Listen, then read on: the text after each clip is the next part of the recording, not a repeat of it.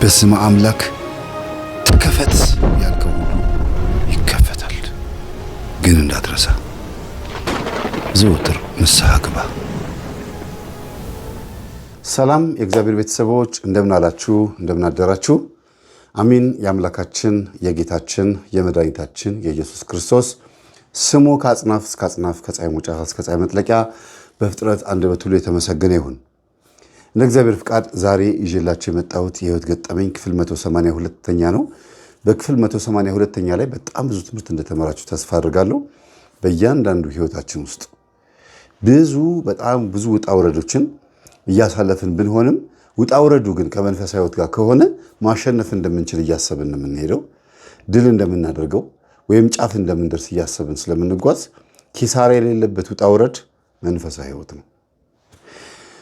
ወደ ገጠመኛችን እንግባ። መልካም ቆይታ። በመንገዳችን ወደ ጽድቅ በር ስንጓዝ በግራና በቀኝ ብዙ ማዕበል አለ። ግን ከፊት የሚታየን ብርሃን ስለሆነ እናልፈዋለን። አንፍራ፣ ተከፈት በሉት። እንግዲህ በዚህ ገጠመኝ ውስጥ ትንሽ ፈገግ የሚያሰኝ ነገር አለ። ያስቃል ብዬ ባላስብም ያስገርማል። የአንዳንድ ልጆቻችን ባህሪ ወይም የአንዳንድ ወንድሞቻችን ወይም የአንዳንድ ጎረምሳዎች ባህሪ ምን እንደሚመስል በዚህ ውስጥ እናያለን። ለዛ ነገር ደግሞ መፍትሄ ብለን የምናስበው ሁልጊዜ ተቀዳሚ የምናደርገው ችግሩን ማወቅ ነው። ችግሩን ካወቅም በኋላ ወደ መድኃኒት ቦታ መሄድ ነው። መድኃኒቱን መዋጥ፣ ከዛ ደግሞ አግባብ ባለው መንገድ መድኃኒቱን ውጦ መጨረስ ነው አለን በሕክምናው ዘርፍ። እዚህ ጋር ደግሞ መንፈሳዊ ህይወት ላይም ልክ እንደዛው ነው። እግዚአብሔር የሚያዛቸውን ትእዛዞች ልክ እንደ ዶክተር መስማት ነው። ካህናት ዶክተር ናቸው። በዛ በተማሩት መሰረት በአጠቃላይ ንስሐ ህይወታችንን መንፈሳዊ ህይወታችንን እንዴት አድርገን ማስኬድ እንዳለብን ተገቢ የሆነውን ትምህርት የሚሰጡን አባቶች ጋር ብቻ በመገኘት ተገቢውን መንፈሳዊ ህይወት መኖር ወሳኝ እንደሆነ በዚህ ትምህርት እናያለን። ይህ ትምህርት ዛሬ የምነግራችሁ ትምህርት ሁለት አይነት ጥቅም አለው። ይህ መንፈሳዊ ትምህርት ሁለት አይነት ጥቅም አለው። አንደኛው ጥቅም ምናልባት ወንዶች ላይ ትኩረት ያደረኩ እንዳይመስል ሴቶች በጣም ይጠቅማቸዋል። ወንድሞቻችሁን ለመምከርም ሊሆን ይችላል።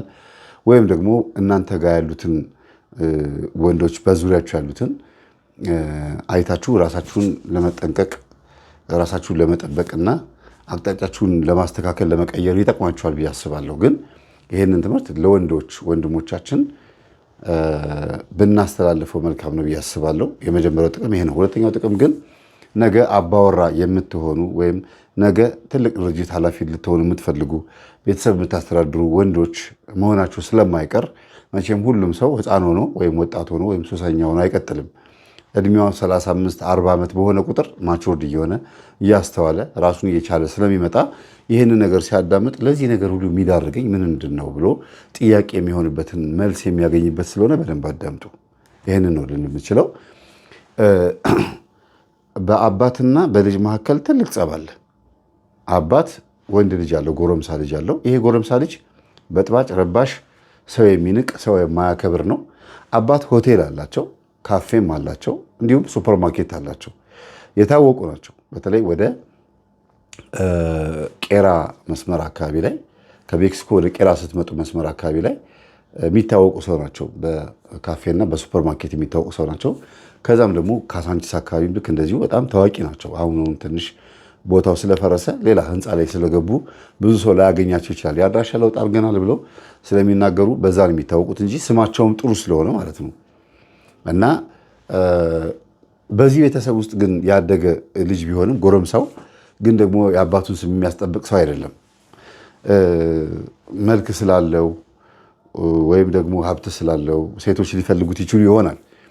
ግን አባቱ በጣም የተናደዱበት ባህሪው ምንድነው? ሰው ይንቃል። ከዛም ደግሞ ሁሉም ሰው አጭበርባሪ ይመስለዋል። በተለይ ሆቴል ውስጥ ሊመገቡ መጥተው እሱ የሆቴሉ ማኔጀር ወይም ካቦ ወይም አጠቃላይ ሆቴሉን የሚያስተዳድር ሆኖ በተሾመበት ጊዜ ላይ አባቱ የግድ ልጃቸው መሆን ስላለበት ነው ያስገቡት። ለምን? ገንዘብ እየተዘረፉ ሲቸገሩ፣ ብዙ ብክነት ሲበዛ ልጃቸውን እዛ ቦታ ላይ ያስቀመጡት።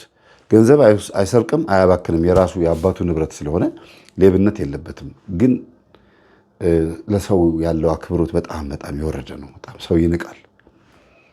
እና ይሄ ህዝብ ውሃ ቀቅለን ከሆነ የምንሰጠው አይነት ነገር ነው የሚናገረው። ሻይ ሲጠጣ ከለሩን የቀየረ ሙቅ ሻይ እየጠጣ ተዝናናው ይላል የሚል ባህሪ ያለበት።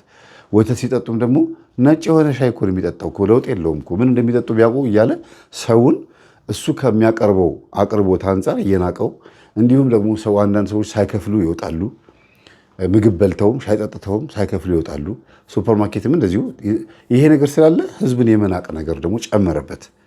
ከመጀመሪያውም ከበፊት ጀምሮ ደግሞ ያደገበት ሰፈር አካባቢ ላይ ያሉ ሰዎች የነበራቸውን ጸባይና ባህሪ ይሄ ነው ብዬ መናገር ቢከብደኝም የመንደር መሳደብ እንዳይሆንብኝ በነበረበት ቦታ ላይ የሚያያቸው ባህሪዎች ለሰው አክብሮት እንዳይኖሩ አድርጎታል። ከዛ ቀጥሎ ደግሞ ይሄ ከስተመር የሚበዛበት ሆቴል፣ ካፌ፣ ሱፐርማርኬት ያለበት ቦታ ላይ ብዙ ህዝብ የሚያስተናግዱ ሰዎች ሰውን ይሰለቻሉ። ሰው ክፉ ባይሆንም እንኳን ሰውን ይሰለቹታል። ለምሳሌ የባስ ትኬት ቆራጮች፣ ወያላዎች፣ ሹፌሮች፣ ባንክ ውስጥ የሚሰሩ ሰዎች፣ ይሄ ከህዝብ ጋር በጣም የሚያገናኝ የገቢዎች ውልና ማስረጃ አካባቢ ላይ በደቂቃ ሰዎችን የሚያስተናግዱ አሉ አይደለም። እንደዚህ አይነት ቦታ ላይ የምትሰሩ ሰዎች በጣም ሰዎች ከስራችሁም ውጥረት አንጻር ሰዎች የተለያየ አይነት ባህሪ ይዘው ስለሚመጡ ስልችት ብሏችሁ የምትመልሱት መልስ ራሱ በጣም አንዳንዴ ያሳዝናል። እኔ አዝንላችኋለሁ፣ ለእናንተም አዝናለሁ። ለምን አይቻለሁ። ሰሞኑን ለዛሬ 2 ሳምንት አካባቢ ላይ አሁን በሆነ ጉዳይ ገቢዎችም ነበርኩኝ፣ ውልና ማስረጃም ነበርኩኝ፣ ክፍለ ከተማም ነበርኩኝ። አንዳንድ ሰዎችን በዋስትና ምክንያት ማለት ነው እና ጉዳይ ለማስፈጸም ሄጄ ዝም ብዬ ሰልፍ ይዤ ከህዝቡ ጋር ሳይ ውስጥ ያሉት ሰራተኞች የሚያውቁኝ፣ ኧረ መምህር ተስፋዬ ነው፣ እዛ መቆም የለበትም፣ ብዙ ሰው ትቶ ነው የመጣው፣ የምክር አገልግሎት ይሰጣሉ እኮ ማስተናገድ አለ፣ ቶሎ አስተናግደ ነው ብሄድ ይሻላል ይላሉ። ግማሾቹ ደግሞ የማይወዱ ሊሆኑ ይችላሉ። ወይም ደግሞ ቀና አስተሳሰብ ያላቸው ሰዎች አይ እንደ ማንኛውም ሰው ተሰልፎ የሚፈልገው ነገር ማግኘት አለበት፣ ምክንያቱም ሲስተሙ አንድ ቦታ ላይ ስታክ ካደረገ እንደገና መልሶ መሰለፎ ስለማይቀር የግዴታ ሰልፉን ይዞ ነው መሄድ ያለበት ብለው የሚሉ አሉ። በዛ መካከል ግን ምንድን ነው የታዘብኩት መሰላችሁ? ስራ ቦታው ላይ በጣም ብዙ ህዝብ ስለሚመጣ እንኳን በዚህ አይነት በፌመስነት በዘመድ ወይም ደግሞ በትውውቅና ካህን ነው አባት ነው መምህር ነው በሚለው ቀርቶ በስርዓቱ እንኳን እየተስተናገደ ሰው አስቸጋሪ ነው። ራሱ ሰው ኬዙ ብዙ አይነት ነው። እነሱም እዛ ኮንፊውዝ ይሆናሉና በጣም የሚያሳዝነው ስራው ጠዋት ገብተው ማታ እስኪገቡ ድረስ እስኪወጡ ድረስ አንዷ እንዲያውም ተከራይ ነች። መምህር እንደምን ዋልሽ እንዳትለኝ አለችኝ። ምን ነው አልኳት። ውሎዬን አይተዋል አይደል ቀን አለችኝ። አዎ በቃ ማታ ግንጃት ከሆነ 12 ሰዓት አካባቢ ላይ አሁን ቤቴ ገብቼ ዝርር ማለት ነው የሚታየኝ። በቃ እንዴት እንደዋልኩኝ አይተኸኛል። በቃ እሱ ነገር ነው።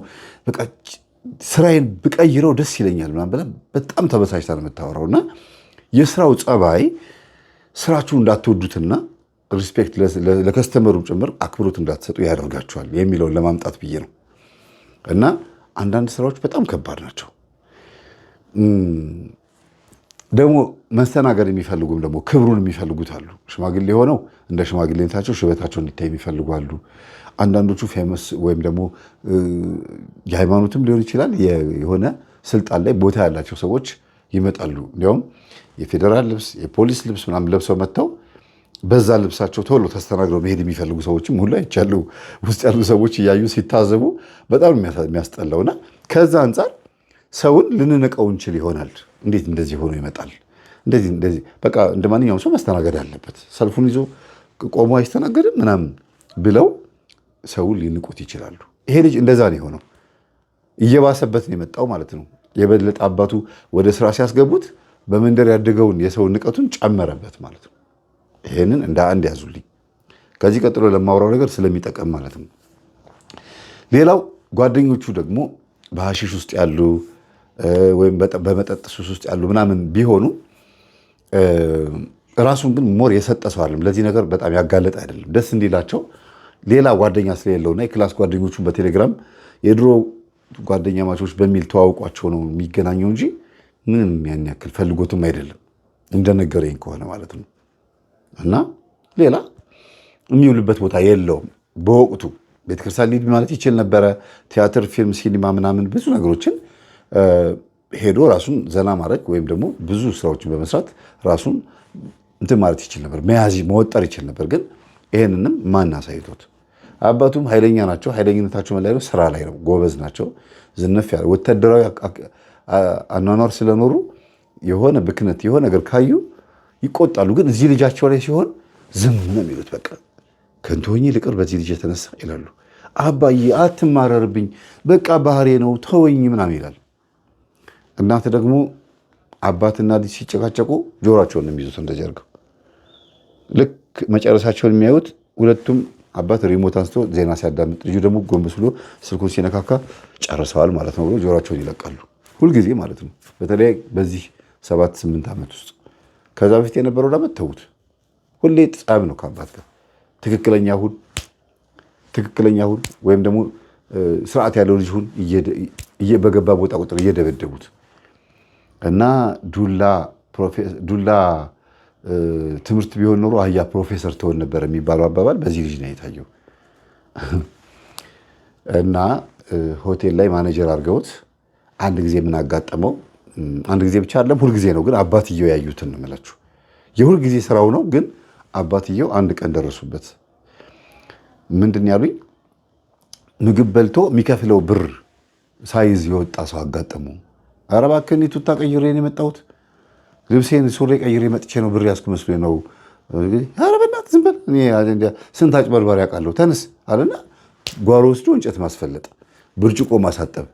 ከዛ ተው አትችልም፣ እኔ እኮ ሊከስህ ይችላል በፖሊስ ምናምን ሲባል ጊዜ ክሰስ፣ እኔም ሌባ ነው በልቶ ሊወጣ ሲል ይዤው ነው ብዬ እነግራቸዋለሁ። ማን ይሰማሃል? እኔ ያለሁበትን ቦታ አታውቅም እኮ ይለዋል። ከዛ ይህም ሰው ይሄዳል። ሌላም እና በትክክል በጣም የቸኮለ ሰው ነው። መዝገብ ይዟል፣ ዶክሜንት ይዟል። አንድ ሰውዬ ከፊት ለፊታቸው የሆነ መስሪያ ቤት አለ፣ የመንግስት ይሁን የግል እርግጠኛ አለው። እና ርቦት ነው የመጣው ያ ሰውዬ። መነጽሩን ውልቅ አድርጎ ቁጫ ኮፍያውን አስቀምጠ፣ ራሱን አሞታል እንደዚህ ይላል። ከዛ ምግብ ቀርበለት በላ ጠጣና የሚከፍለው አላገኘም ሳንቲም። ለካ ብር የለም። ከሚስቱ ጋር ነበር የመጣው።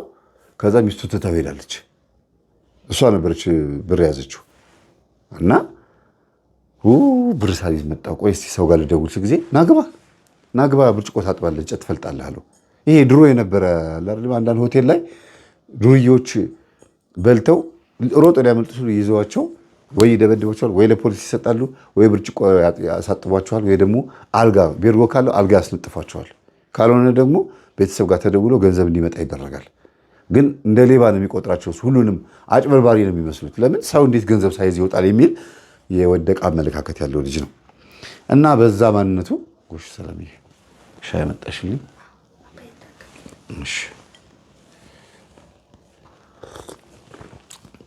ይቅርታ። እና በዚህ ማንነቱ አባቱ በጣም ይበሳጫሉ። ፖሊስ ሁሉ መጥቶባቸዋል። የቤቱ ባለቤት ማን ነው ተብሎ ጥያቄ ሁሉ መጥቶባቸዋል። እና ተው ልጄ እባክህን ተው፣ በቃ ብትችል ጥሩ የድርጅቴ በቃ ሂሳብ ሹም ነህ፣ ብትችል እዛ ነገር ላይ ብታተኩር፣ ይሄ ከስተመሩ ላይ ባትመጣ ጥሩ ነው። ልክሰር፣ አንድ ሰው በልቶ ሳይከፍል ይውጣ አይደል? እኔ ልክሰር ብሎ ሲሉት ለምን አባዬ ለምን አጭበርባሪዎች ናቸው ምናምን ይላል። እና እንዳያባረሩት የቤቱን ቢዝነስ ወጥሮ ይዞላቸዋል። ዝም እንዳይሉት ደግሞ ከስተመር እያሳዘነ እየተሸማቀቁ ነው እኚህ ሰውዬ።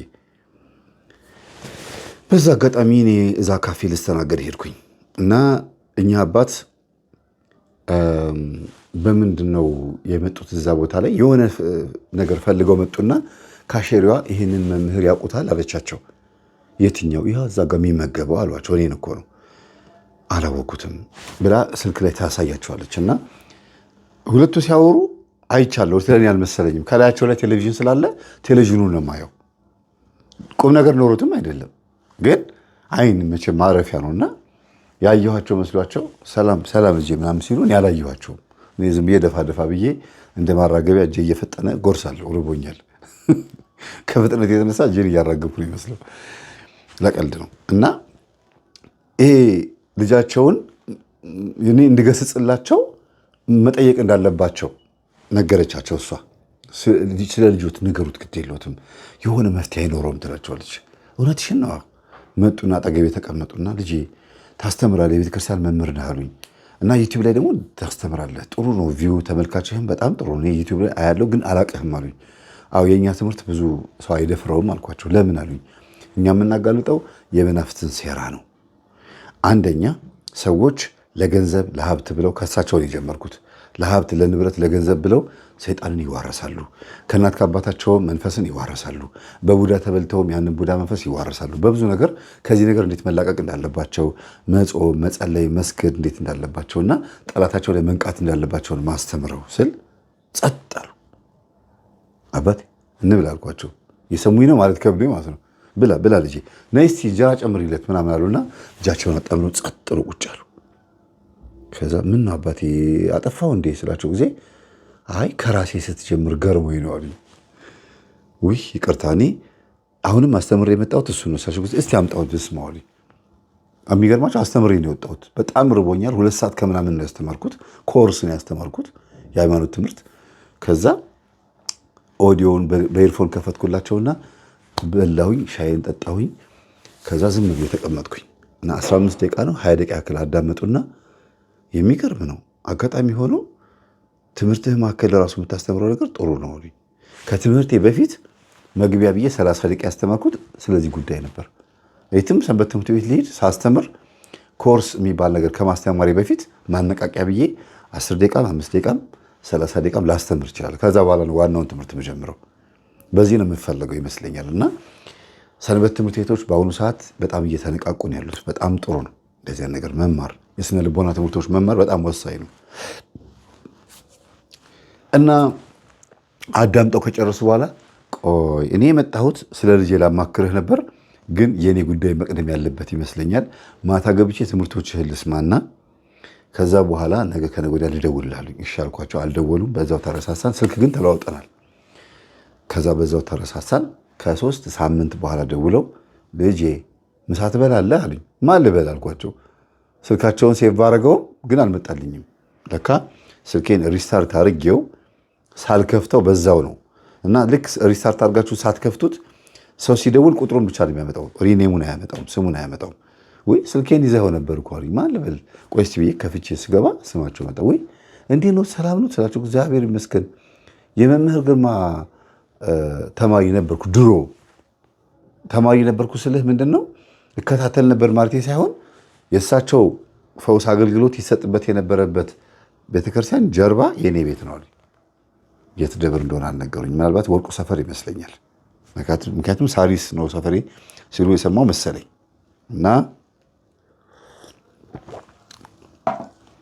እሰማ ነበር አልጋዬ ላይ ተኝቼ ይሄ ጠንቋይ እያልኩ እየተሳደብኩ ነው የኖርኩት። ግን በዛ ሰዓት ደግሞ ማድረገው የነበረው ነገር ልንገርህ አሉኝ። መጣሁኝ፣ ካፌያቸው መጣሁ። ምሳ ታዞ እየበላን ይሄ አሁን የምትበላው ምግብ ለመጀመሪያ ጊዜ ዛሬ በስማም ብዬ በላሁት። እዚህ ሆቴል ውስጥ የምንሰራው ምግብ እኛ ቤተሰብ አንበላውም አሉኝ። ለምን? የምንሰራው በረጋ ዘይት ነው፣ እኛ ቤት ውስጥ ግን በሌላ ዘይት ነው የምንሰራው። አንድ በሉ። ሁለተኛ ነገር ደግሞ የድረስ ይቅርታ ለምናገረው ነገርና የእንትን ወጥ የሚባል ነገር አለ አይደለ?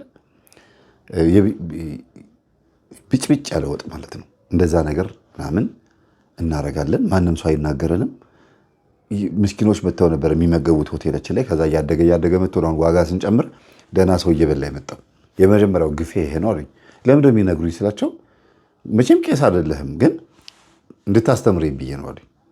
እሺ አልኩኝና እጄን አጣምሬ ይሄ ሁሉ የማደርገው ግን ለምን ይመስልሃል አሉኝ። ምኑን? ይሄ ሁሉ ግፍ የምሰራው ይሄ ሁሉ እንደዚህ የማደርገው በእያንዳንዱ ጠረጴዛ ላይ በእያንዳንዱ ቦታ ላይ የምታዘዘው ነገር አለ ወይ? ደብተራ አዞት ነው ያልኳቸው። ትምህርትህ ላይ ሰምቼ እኮ ነው ራሱን የኖርኩትን ነገር ነው የነገርከኝ። ቁጥር ገሌለ ብለው ገጠመኙን ማለት ነው። እያንዳንዱ አስተናጋጅ የሚይዘው ፎጣ የተደገመበት ፎጣ ነው።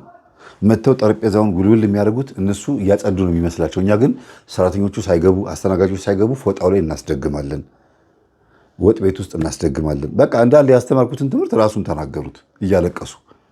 አስተናጋጆቹ ግራ ገብቷቸው ምን እንደምናወራ አይሰሙም። ሙዚቃ አለ ተከፍቷል፣ አትቀንሱት ብሏቸዋል። ድምፃችን ለሌላ ሰው እንዳይሰማ ነው።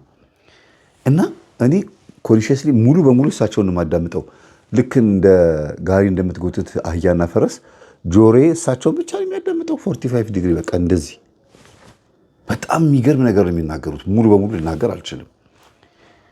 አልኳቸው። ልጄም ራሱ ሲወለድ በአመቺሳ ነው የተወለደው። አመቺሳ ሆኖ ነው ያ ማለት ከተወለደ በኋላ አስታቅፌዋለሁ አሉ። እሺ እንደገና ደግሞ በሱ እድል ነው እየኖርን ያለ ነው አሉ። እንዴ እሺ ሌሎች ልጆችስ? የመጀመሪያ ልጅህንና የመጨረሻ ነው ስትል የመጨረሻ ልጅህን አምጥተህ ትሰጠኛለህ ተብዬ ነበር አሉ። ለምሳሌ 5 ልጅ ነው መውለድ የምፈልገው ብለው አባትየው 5ኛ ልጃቸውን እና የመጀመሪያ ልጃቸውን እንደማለት ነው እና አርገዋል ስላቸው የመጨረሻ ልጄን ግን አልሰጠሁም አሉ።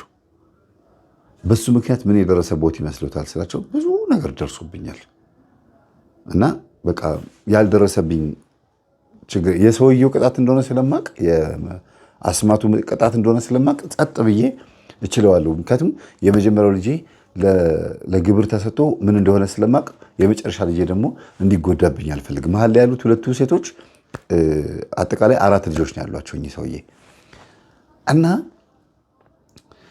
በቃ እዛ ሆቴል ውስጥ እየሰሩ 20 ምናምን ዓመት ቤተሰቡን ያስተዳደሩት በመናፍስት አሰራር እንደሆነ ረስተውት በየዓመቱ ግብር መገበራቸውን ረስተውት ኖርማል አድርገውታል።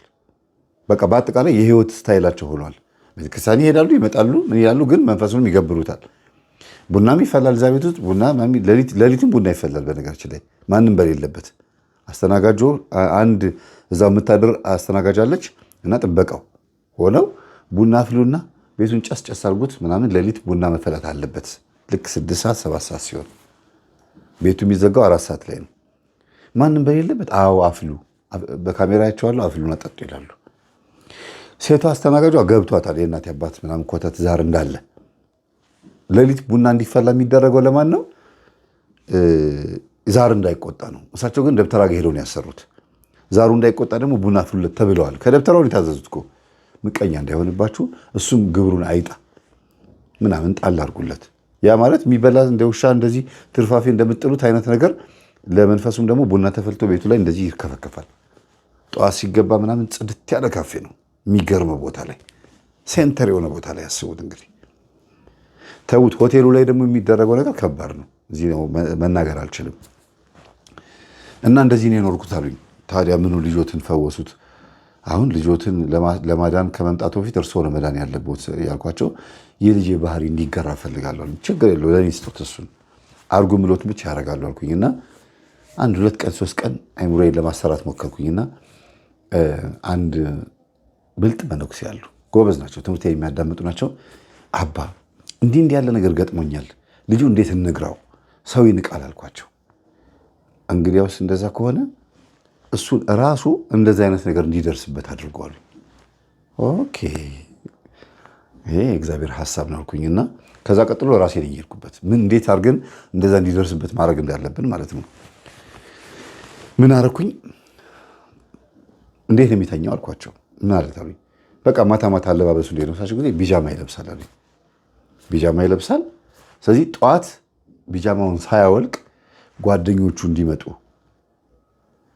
እና ምናምን ብለው ደውለውለት በፍጥነት እንትና ታመመ ምናምን ብለው ይዘውት ሄደው ወይ ማታ ሊሆን ይችላል ቢጃማውን ከቀየረ በኋላ ጓደኞቹ እና ብለው ይዘውት እንዲወጡ አድርገው አልኳቸው። ከዛ አሳሉኝ። ከዛ በኋላ የሚሰራውን እኔ የማውቀው አልኩኝና አብረን በዛን ሰዓት ከፋዘር መኪናቸው የሚገርም ነው። እንደዚህ አይነት መኪና አይቻልም። ከዚህ በፊት ብዙ ነገር ነግራችሁ ሊሆን ይችላል። የባሰ ነው እያዩ ያሉት። የ20 ምናምን ሚሊዮን ብር መኪና ታውቃላችሁ? እና ብቻ እዛ መኪና ውስጥ ሆነን አንድ ሌላ ሆቴል ውስጥ መሄድ እንዳለበት የተነጋገርነው። ጓደኞቹ ይዘውት ሄዱ። ከዛ ቢራ ጠጡ ምናምን። ምንድነው በቃ እኛም ከቤታችን ዘና ብለን የወጣ ነው። አንተም ሁላችን እኔን የምጋብዛችኋል አንደኛው ጓደኛው ኦኬ አሉና በቃ የጓደኞቹ እንደዚህ አይነት ማድረግ የሆነ ቫራይቲ የሚፈጥር መስሎት አሪፍ ነው ምናምን ብሎ በሉ ጠጡ ምናምን። እነሱ ደስ እንዲላቸው ትንሽ ጃምቦ ጭውጭው አደረገ። ከዛ መጣን ብለው ወደ ሽንት ቤት የሚሄዱ መስለው ወደ ቤታቸው ሂዱ ብያቸዋለሁ። አስቡት፣ ከጓደኞች ጋር ሁሉ ተነጋግሬ እኮ ነው። እና ሊከፍል ሲል የለም ሂሳብ ምናምን ሲሆን ጊዜ አረ ጓደኞች የት ሄዱ? እኔ እንጃ። ሲደውላችሁ ወይኔ አልገባህም እንደ መኪና ውስጥ ያለህ መስሎን እኮ ምናምን በቃ ሄደናል፣ ሩቅ ቦታ ሄደናል፣ ከፍለና በቃ ችግር የለውም እንትን ሆቴል ነው ያለ ነው ከፍለን አሉት። እናንተ ሰዎች ብር የለኝም አላቸው። ከዛ በቃ ከፍለና እንዴ ምንድነው በስልክ ኤቲኤም አትከፍልም እንዴ ምናምን አሉት። በሞባይል ባንኪንግ ማለት ነው። ትቀልዳ በጣም ተናደደ። አስተናጋጁ መጥቶ እኛ ነግረነዋል። አስተናጋጁ መጥቶ ሂሳብ አለው። ከዛ ጓደኞቼ እኮ እኛን ጋብዛለን ብሎ ያወጣኝ በቱታን የመጣሁት አለ። ኧረ እንደዚህ ብሎ ነገር የለም። በሩን ዝጋው በቃ ውሰድ ወደ ጓሮ እንጨት አስፈልጠው። ኧረ እኔ እኮ ራሴ የሆቴል ባለቤት ነኝ። እንትና አባቴን አታውቁትም? እዛ እንትን ያለው ሱፐርማርኬትም እንትኑ ጋር ለማለት ጊዜ የምናውቀው ነገር የለም። እኛ የምናውቀው እዚህ ጋር ይህን ሁሉ መጠጥ ጠጥተህ ጓደኞች ደግሞ ከሄዱ በኋላ አንተ ደግሞ አምልጠህ በጓሮ ልትወጣ ምናምን ብለው ሊጎቱት ሲሉ ጊዜ ዞር በል እንዳነካኝ ምናምን አለ። ስነ ስርዓት አድርግ ምናምን አሉት። ጋርዶች ምናምን ነበሩ እዛ ሆቴል። ስነ ስርዓት አድርግ፣ አንድ ነገር እንዳታደርግ፣ ናግባ፣ አልጋ ታነጥፋለህ፣ እንጨት ትፈልጣለህ፣ ብርጭቆ ታጥባለህ አሉት። እንዴ ኧረ ስነ ስርዓት አድርጉ፣ የጋሽ ገሌ ልጅ ነኝ፣ በኋላ እንዳትዋረድ አላቸው። አንተ ራስህ እንዳትዋረድ ፖሊስ ጥራ። በቃ እሺ ተውት በቃ እና እንጨት በዛ በሌሊት ከምሽቱ 5 ሰዓት እኮ ነው፣ ማታ ነው ይዘውት ይወጡት። ጠጥተው ከጨረሱ በኋላ ነው እንጨት አስፈልጠው፣ ዕቃ አሳጥበው፣ ሽንት ቤት አስጠርገው። እሺ ቤተሰቦች ይቀልዱ አይሆንም፣ አንተ አጭበርባሪ፣ እንዲያውም ስልክህን ነው የምንይዘው። ነገ ብር ስታመጣ የቆጠረው ደግሞ ብሩ ወደ 12,000 ነው ምናምን ብር የቆጠረው የተጠጣው ማለት ነው። እና እንዳይደውል ስልኩን ይዘውታል። ደውዬ ብር ላስመጣል አይሆንም አሉት። መቀጣት ማለት እሱ ራሱ እንደዛ ስለሆነ እንደዛ እንዲሆን ነው የፈለግኩት እኔ። ከዛ እሺ ብሎ አጥቦ ልክ ሲመጣ እኔና አባቱ ቁጭ ብለናል እዛ። እንዲህ አባዬ ማን ጠርቶ ነው የመጣው? ከፈጋው በኋላ ምንድን ነው ምናምን አለ። አየህ አሉት፣ አየህ አንተም ዛሬ አሁን ድሃ ሆነህ ገንዘብ የሌለ ሆነህ ነው፣ አጭበርባሪ ሆነህ ነው እንጨት የፈለጥከውና ዕቃ ያጠብከው። አባዬ ፌክ ሰርታችሁኝ እንዳይሆን ብቻ። አዎ ራሴ ነኝ ያደረኩት። ይህን ታውቀዋለህ አሉት። እኔን እኮ ነው ሰሞኑን ቤት ውስጥ ትምህርቱ የሚከፈተው ነው፣ የአንተ ዘዴ እንዳይሆን ብቻ አለኝ። አዎ አንተ በመጽሐፍ ቅዱስ ቃላትም በምንም የምትመለሰው ስላልሆንክ ያለኝ አማራጭ ይህንም ብቻ ነው። ቢመክሩህ ቢነግሩህ ምንም የማትለወጥ ሰው ነህ አልኩት። ተናደደ። ያዙ ይልቀቁኝ አለ ምናምን። ስልኬን አምጡ እንገናኛለን እናንተ ምናምን ብሎ ይሄድ። ሲነጋ ችግር የለውም ሲበርድ ነግረውኛል፣ ሲበርድለት ይረሳል ብለውኛል። ከዛ በማግስቱ ደወለና ራሱ መምህር ይቅርታ ልክ ነበራችሁ ምናምን አለ። በቃ የሆነ የገባው ነገር አለ። እድሜውም ትንሽ ሄድ ስላለ ማቹርድ ለመሆን ጥረት የሚያደርግ ሰው ነው። ልምጣ እንታረቅ አልኩት። ኧረ እኔ ራሴ እመጣለሁ ምናምን አለና ቢሮ መጣ። ተገናኘን። ንዴቱ በርዶለታል፣ ሁሉ ነገር ጠፍቶለታል። ግን ብርጭቆ ሲያጥብ እጁን ቆርጦታል ተጋጅቶበት። ከዚህ አጥቦ ወደዚህ ሲመጣ ቧንቧው እንደዚህ አይደለ፣ ብርጭቆ እንዲህ ሲያመጣው እኮ አድርጎ ተሰብሮ እጁን ቆርጦታል። እንደዚህ ቆርጦታል። እና እሱን መታከም እፈልጋለሁ፣ እሱ ልታከም ስመጣ ነው አንተ ጋር የመጣሁት አለኝ። በቃ እኔም ብለህ ስትመጣ በደንብ እናወራለን አልኩትና ሄዶ ታክሞ ብሎ ሄደ። ከ2 ቀን ከ3 ቀን በኋላ መጣ። አባቱ ንገረው ብሎኛል ሁሉ ነገር፣ የቤት ውስጥ ያለውን እንዴት እንዳደገ። አይሰማኝም፣ እኔን አያምነኝም አሉ። ከዛ እኔና አባቱ ቁጭ ብለን ስናወራ ሪከርድ ያደረግኩትን እሳቸው ሪከርድ እንዳደረኩኝ አያውቁም። በአፌ የምነግረው መስሏቸዋል። ይህን ኦዲዮ ቁጭ ብለህ ትሰማለህ አልኩት። ኤዲት አድርጌዋለሁ፣ ቆራርጬ 30 ደቂቃ አድርጌዋለሁ። ለምን ብዙ ነው ታሪኩ። ወደ 4 ሰዓት 3 ሰዓት የተቀመጠው እኔና እሳቸው። ከዛ አዳመጠ፣ ጸጥ ብሎ አዳመጠና አለቀሰ። አባቴ እንደዚህ ነው ያሳደገኝ አለ። አዎ። ስለዚህ እኔ ግብር ነኝ አለ። አዎ ግብር ነህ አንተ፣ ተሰጥተሃል አልኩት። ወይኔ ይህ ሁሉ ልክ የሚጮትብኝ መንፈስ ነው እንዴ ምናምን አለ። አዎ። ጸጥ ብዬ በቃ የሚለውን እንዲህ ነው ብዬ መምከር አልፈለኩም። ኦልሬዲ ምክሩ እዛ ውስጥ አለ። ከዛ አሁን ምን ትለኛለህ አለኝ። በቃ መንፈስ አይሁን ልምጣ፣ ጸሎት ክፍል ልስራለህ፣ መኝታ ክፍል ለሁለት በመጋረጃ ገረደው፣ ከዛ መጸለይ ጀምር ነው ያልኩት። እንዲህ ነው ምክር አልመከርኩት። ለምን ገጠመኝ ላይ ያለው ምክር በቂ ስለሆነ እኔ እዚህ ጋር የምነግረውን ነገር ከሰማ ገጠመኝ አይሰማልኝም። ኦልሬዲ መምህርን አግኝቼው አንዴ ምክር ሰምቻለሁ ብሎ ስለሚያስብ ምክሩ ይዘለዋል ማለት ነው። እና ጸሎት ክፍሉን በማግስቱ መጥቼ ሰራሁለት። ሁለቱ እህቶቹ መጥተው አብረው ለመስገድ እንዳለባቸው ነገራቸው። ታላቅ ወንድማቸው ስለሆነ ትንሽ ፈጠጥ ሲልባቸው ቆጣ ሲላቸው እሺ ብለው ነጠላቸውን ለብሰው መስገድ ጀመሩ። በሚቀጥለው ራሳቸው ሲገባቸው ታይት ለብሰው ይመጡ የነበሩት ቀሚስ ለብሰው መምጣት ጀመሩ። ፀጉራቸውን ማስተካከል ምናምን ኮስሜቲክሶቻቸውን እያሉ ወንድማቸው ደግሞ ኦዲዮን አስደምጧቸው ነው። ለአባታቸው ግን እንዳታሳዩ ብያቸዋለሁ። ለምን ኦዲዮን እንደቀረጥኳቸው አያውቁም። እኔ ብዙ ማስረጃ ስለሚይዝ ነው። እና አዳመጡ፣ ደነገጡ። እናትና አባታቸውን ከሩቅ ፈሯቸው።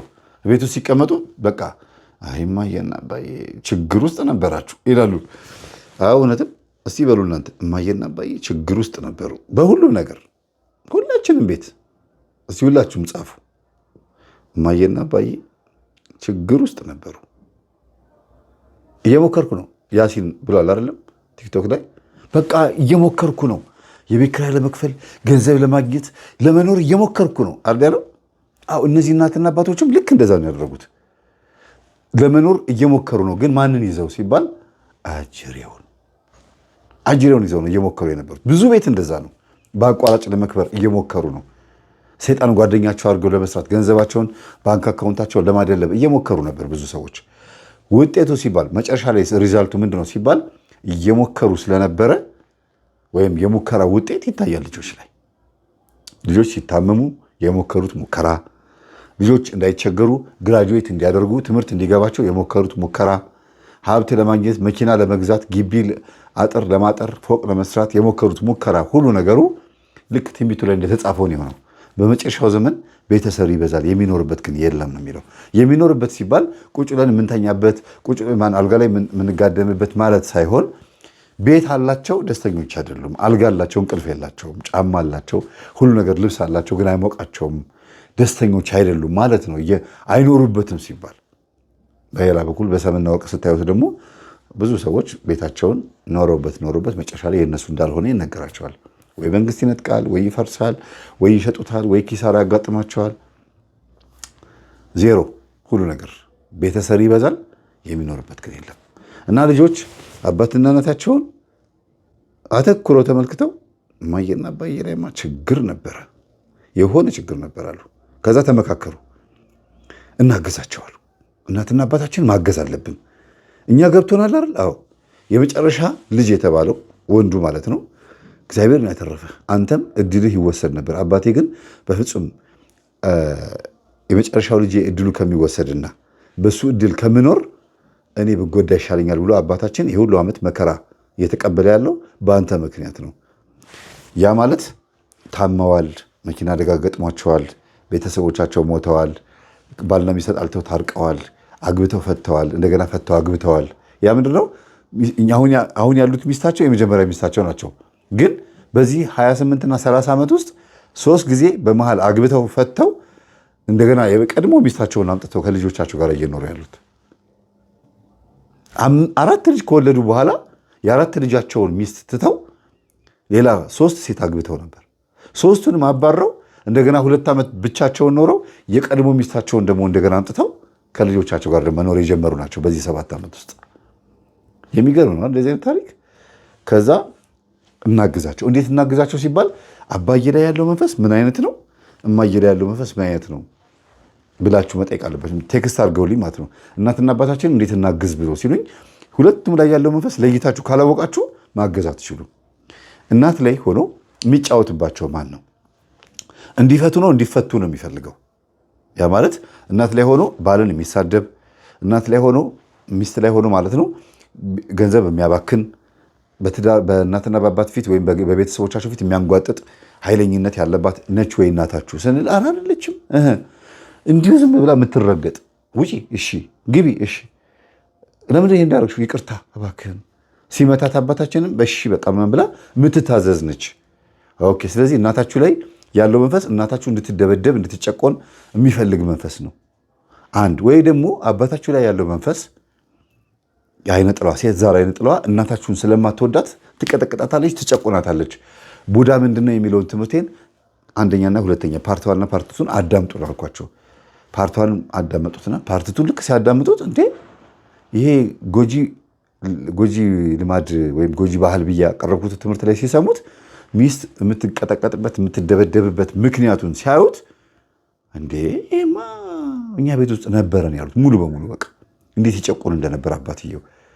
ግን ለሰፈር በጣም ጨዋ ናቸው። የቤት ቀጋ የውጭ አልጋ የሚባሉ ሰዎች አይነት ነገር ናቸው። ሰውየው ግን መጥፎ ሰው ሆኖ አይደለም። ለቤትም እኮ ለልጆቻቸው መልካም ናቸው፣ ለሚስታቸውም ጥሩ ናቸው። ግን የሚነሳባቸው ወር አለ በዓመት ውስጥ 4 ጊዜ በመስቀል በዓል፣ ከዛ ህዳር ወር ላይ፣ ከዛ ጥር ወር ላይ፣ ከዛ ግንቦት፣ ከዛ በኋላ ደግሞ ሰኔ እንደዚህ ይነሳባቸዋል። ያን ወር ደግሞ እናትየው ያውቃሉ።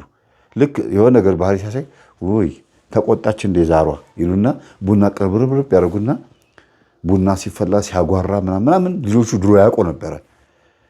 አሁን ልጆቹ እያደጉ ሲመጡ ልጆቹ ፊት መሆኑ ትተውት ደብሯቸው ውስጠኛው ክፍል ገብተው እናትና አባት ብቻ ሆነው መካደም ጀመሩ። በዚህ መንፈስ አልገዛም ብለው እናትየው የሆነ ጊዜ ላይ ሲያምፁ ውጭ ተብለው ከቤት ተባረሩ። በመሃል ነው 3 ሚስት ያገቡት። 3ቱ ሚስቶች ደግሞ ይሄንን ጉሪያ አልፈለጉትም።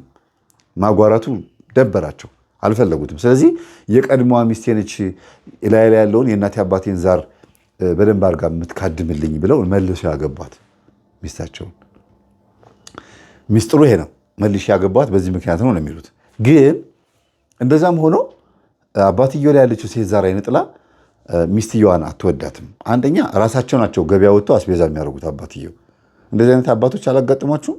ራሳቸው ወጥተው አስቤዛ ያደርጋሉ። ለሚስታቸው ብር እንደዚህ አይሰጡም።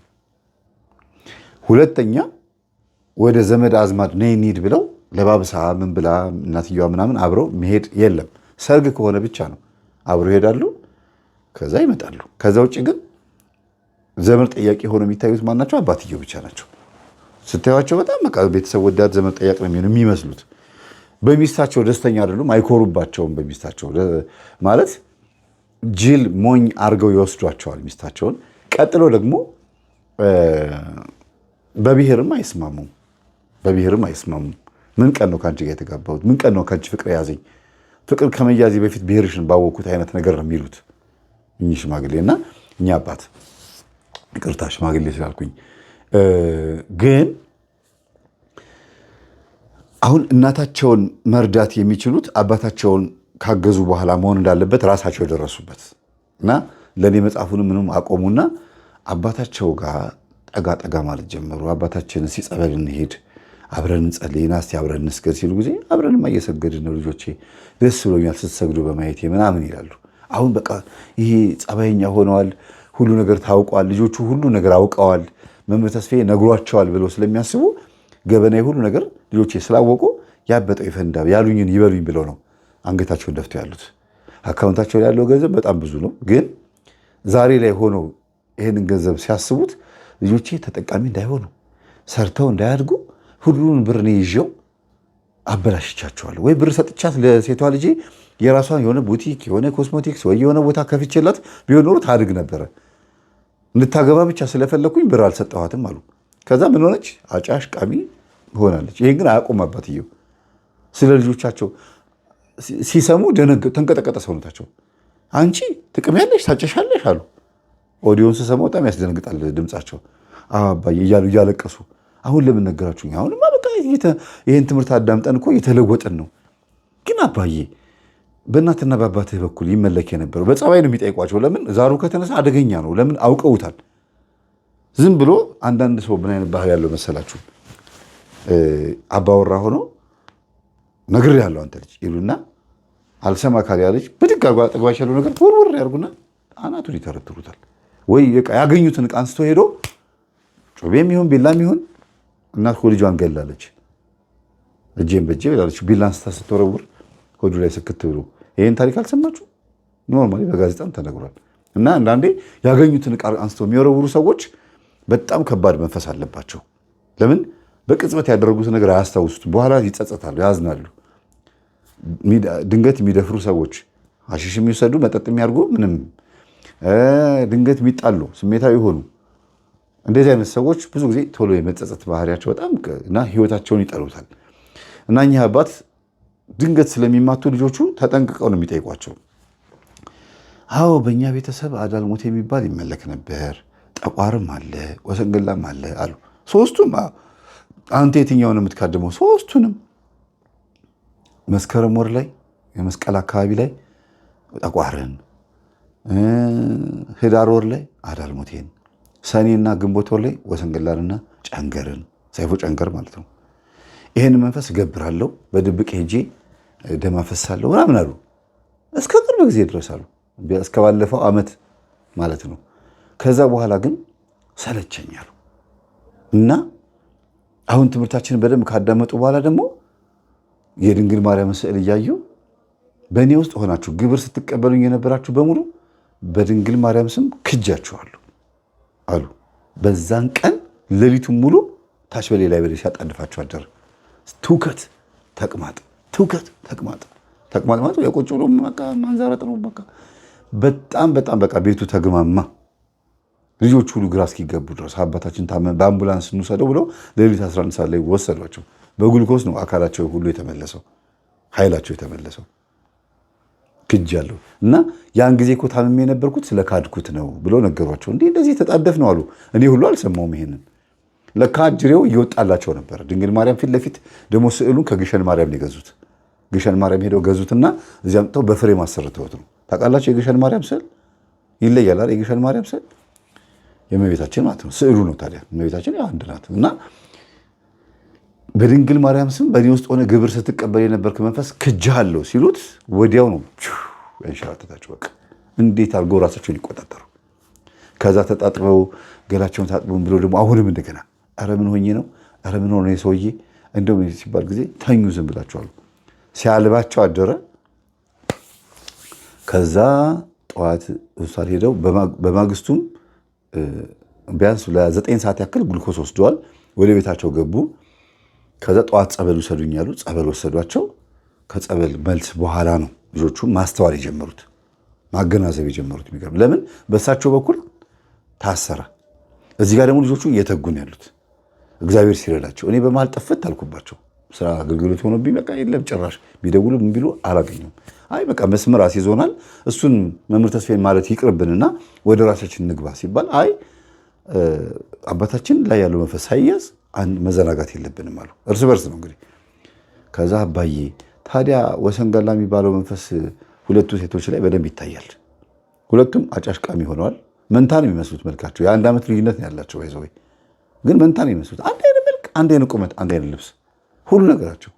የሚለዩት ምንድነው? አንደኛዋ እዚህ ጋር ምልክት አለባት። በቃ ትንሽ ወጣ ያለች ነገር አለች። በዚህ ነው የሚለዩት እና ሁሉ ነገራቸው ተመሳሳይ ዱርዬ ሆነዋል። ከዛ ሲያወሩ ራሱ ነጠላ ለብሶ አንዲት ሴት ነጠላ ለብሳ ቆንጆ የመንፈሳዊ ሆነ እንዲህ ስትል አስቡት፣ እንደ ዱርዬ ሲሉ አይደብርም? በቃ ለምዶባቸዋል፣ መጥፎ ነገር ለምዶባቸዋልና እንደሱ አትበይ እየተባባሉ እርስ በርስ እየተራረሙ እየሳቁም እያዘኑም እያለቀሱም አሁን ቤተሰቦቻችንን ማገዝ አለብን። አርጅተዋል፣ ማገዝ አለብን። ደግሞ በስተርጅና ነው ትዳር የያዙት። 40 ምናምን ዓመት ሆኖ ስለሆነ የወለዷቸው ልጆቹን አሁን በጣም ሽማግሌ ሆነዋል እናትና አባት። እና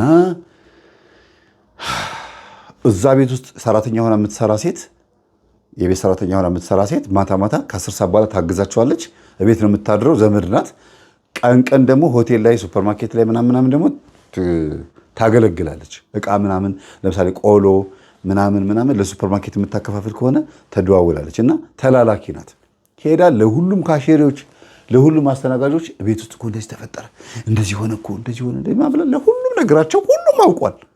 አንድ ወረኛ እንዴት እንደሚያዳርስ እኮ ግን አስቡት። ከባድ ነው። በድሮ ጊዜ ወረኛ ነበር የሚባሉት። በአሁኑ ጊዜ ደግሞ ወረኛ የሚለው ሀሳብ ባይመጥናቸውም ጋዜጠኛ የሚባለው ዜና መዋዕል ማለት ለምሳሌ የውሎ ዜና የውሎ ወሬ ማለት ነው አይደለም። ሲጻፍ ግን ወረኛ መጥቶ ለንጉሱ እንደዚህ ያላቸው ነው የሚባለው። በመጥፎ የተገለበጠው ምናልባት ወሬኛ የሚለው ሀሳብ አሁን ለፍላፊ ማለት ሊሆን ይችላል። ይቺ ልጅ በአንድ በኩል እንኳንም ተናገረች ትላላችሁ፣ በአንድ በኩል ደግሞ እንዲሁም ፍጥነቷ ለማሾክሾክ ያላት ፍጥነት ትላላችሁ። ግን እግዚአብሔር በፈቀደ አንዳንዴ እውነት ነው፣ እንኳንም ሰሙ ትላላችሁ። ለምን ሲባል ሁሉም አስተናጋጆች፣ ሁሉም የሱፐርማርኬቱም አስተናጋጆች፣ የካፌውም የሆቴሉም አስተናጋጆች የጣዖት ግብር በልተዋል። የአዳልሞቴም የጠቋርም የወሰንገላም የታየ ከራማም ደግሞ ሌላም አለ፣ ሌላም ዛር አለ አሉ። ማን ነው ስሙ ጠፋኝ። ደግሞ ሰምቼውም አላውቀውም። ሴት የወንድን ዘር የምታስፈስሳ እንዴት ሴት ዛር አለች። እንዲያውም ጧት በእናታችሁ ስሟን ሰምቼው አላውቅም። ትዝ ሲለኝ እነግራቸዋለሁ።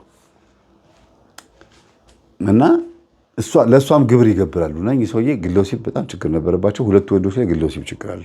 አባትየው እንደነበረባቸው ሁሉ ልጆቹ ላይም ችግሩ መጥቷል ማለት ነው። አግብቶ የመፍታትም ሴት የመምረጥም በአንድ ሴት የመርጋት ችግርም ብዙዎቹ ላይ ይታያል በደንብ ወንዶቹ ላይ ከአባታቸው። ሴቶቹ ላይ ደግሞ እንደነበረው እናትየዋም ልክ እንደዚሁ እና እንዲያውም የወሰንገላ መንፈስ በጣም ሲመጣ ደስ ይለው ነበር ይባላል። መንፈሱ ሲመጣ እናትየዋ ላይ ያለው መንፈስ ደስ ይለው፣ እሺ ወዳጄ ጓደኛ የመጣ እንደው ሰውየው እንዳትመልስብኝ፣ ሰውየው እንደተዘጋ እንደተቆለፈ ቢቆይ ደስ ይለኛል ይላሉ። ለምን? ወሰንገላ ሲመጣ ሴትዮዋን ያስቃቸዋል፣ ያዝናናቸዋል፣ ያስደስታቸዋል። እንደ ፊልም በሉት። ሴትዮዋ እማዬ ያለ ወትሮች ደግሞ ዛሬ ትስቂያለሽ ሲሏቸው ጊዜ አሁን አባታቸው አይደለም ወሰንገላ መጥቶ ነው ይላሉ። እና አይረዱትም፣ አይገባቸውም ነበረ። ወሰንገላ ሴትዮዋን በደንብ ነው የሚያዝናናቸው። ለምን? እስኪ ይህን ጥያቄ የሚመልስ ሰው እስኪ ለምንድን ነው እንደዚህ የሚያዝናናቸው? ምናቸውን ወደደው? እስኪ ትንሽ አንድ 10 ደቂቃ ላመራምራችሁና በኋላ መልሰዋለን መልሱን። እና ብቻ አባት ላይ ያለው መንፈስ ድንገት ዕቃ የሚወረውር እንደሆነ ስለተረዱ አባዬ አዳልሞቴ መንፈስ ያለበት ቤት ውስጥ ሃይማኖት የመዘባረቅ ችግር አለ ብሎ መምህር ተስፋዬ ሲያስተምር ሰምተነዋል። እና ደግሞ አንተም የሆነ ጊዜ ላይ መንዙማ ከፍተህ ምናምን እንደ ሙስሊም ያደረግህ ነበረ እሱ ይሆን ስትለው ጊዜ አዳል እኮ ታዲያ የእስላም ዛሩ እኮ ነው። እኔ ጋር የነበረው አዳል የእስላም ዛሩ ነው። እውነቱን ነው። እንደዚህ ጠመጥማሉ፣ ከዛ መንዙማ ይከፈታል፣ ከዛ አብሮ በእስልምና ሃይማኖት ውስጥ ያለውን ማንኛውም ነገር ሁሉ እያወደሱ ድቤ እየተመታ ምናምን ቤት ውስጥ ብዙ ነገር አይተዋል። ልጆቹ እንደ ጭላንጭል ትዝ ይላቸዋል በልጅነታቸው። ከዛ ደግሞ ጠቋር የሚባለው መንፈስ ደግሞ ያው የትዕቢት መንፈስ ያቸዋል። ራስን ማኮፈስ፣ ራስን ከፍ ከፍ ማድረግ፣ ናርሲሲስትነት፣ ካፈርኩ አይመልሰኝ፣ ድርቅና ምናምን እንደዚህ አይነት ባህሪ ያለባቸው ሰዎች ብዙ ጊዜ የጠቋር መንፈስ ያለባቸው ናቸው ተብሎ እንደሚታመን ነግሬያቸዋለሁ። እና ሰውየው ላይ እነዚህ ነገሮች ጎልቶ አይታዩም። ግን ጠቋር መንፈስ እሳቸው ላይ መጥቶ እንደገባ ምልክቱ ምንድን ነው? አንድ የቤት ውስጥ ረብሻ ከጀመሩ፣ ጸብ ከጀመሩ ማንም አይመልሳቸውም። እናት ጋር ተጣልተው ከሆነ ሁሉንም ልጆች ይገርፋሉ። አንዱ ትልቁ ልጅ ጋር ከተጣሉ 3ቱም ልጆች ይገረፋሉ። ትንሹ ልጅ ከተገረፈ ደግሞ 3ቱም ይጮሁባቸዋል። ኃይለኛ ነው የሚሆኑት። እና እኔ አባታችሁ ጠጥተው በተለይ ከመጡ ደግሞ እንዲህ አድርጌ እንዲሆኜ ኢትዮጵያን በውትድርና እንደዚህ አድርጌ ከዛ መልሼ ደግሞ እንደዚህ አድርጌ ሁሌ ቃሉ ስለሚደጋገም ኢቭን አባትየው ምን እንደሚያወሩ ሁሉ ልጆቹ ያውቃሉ።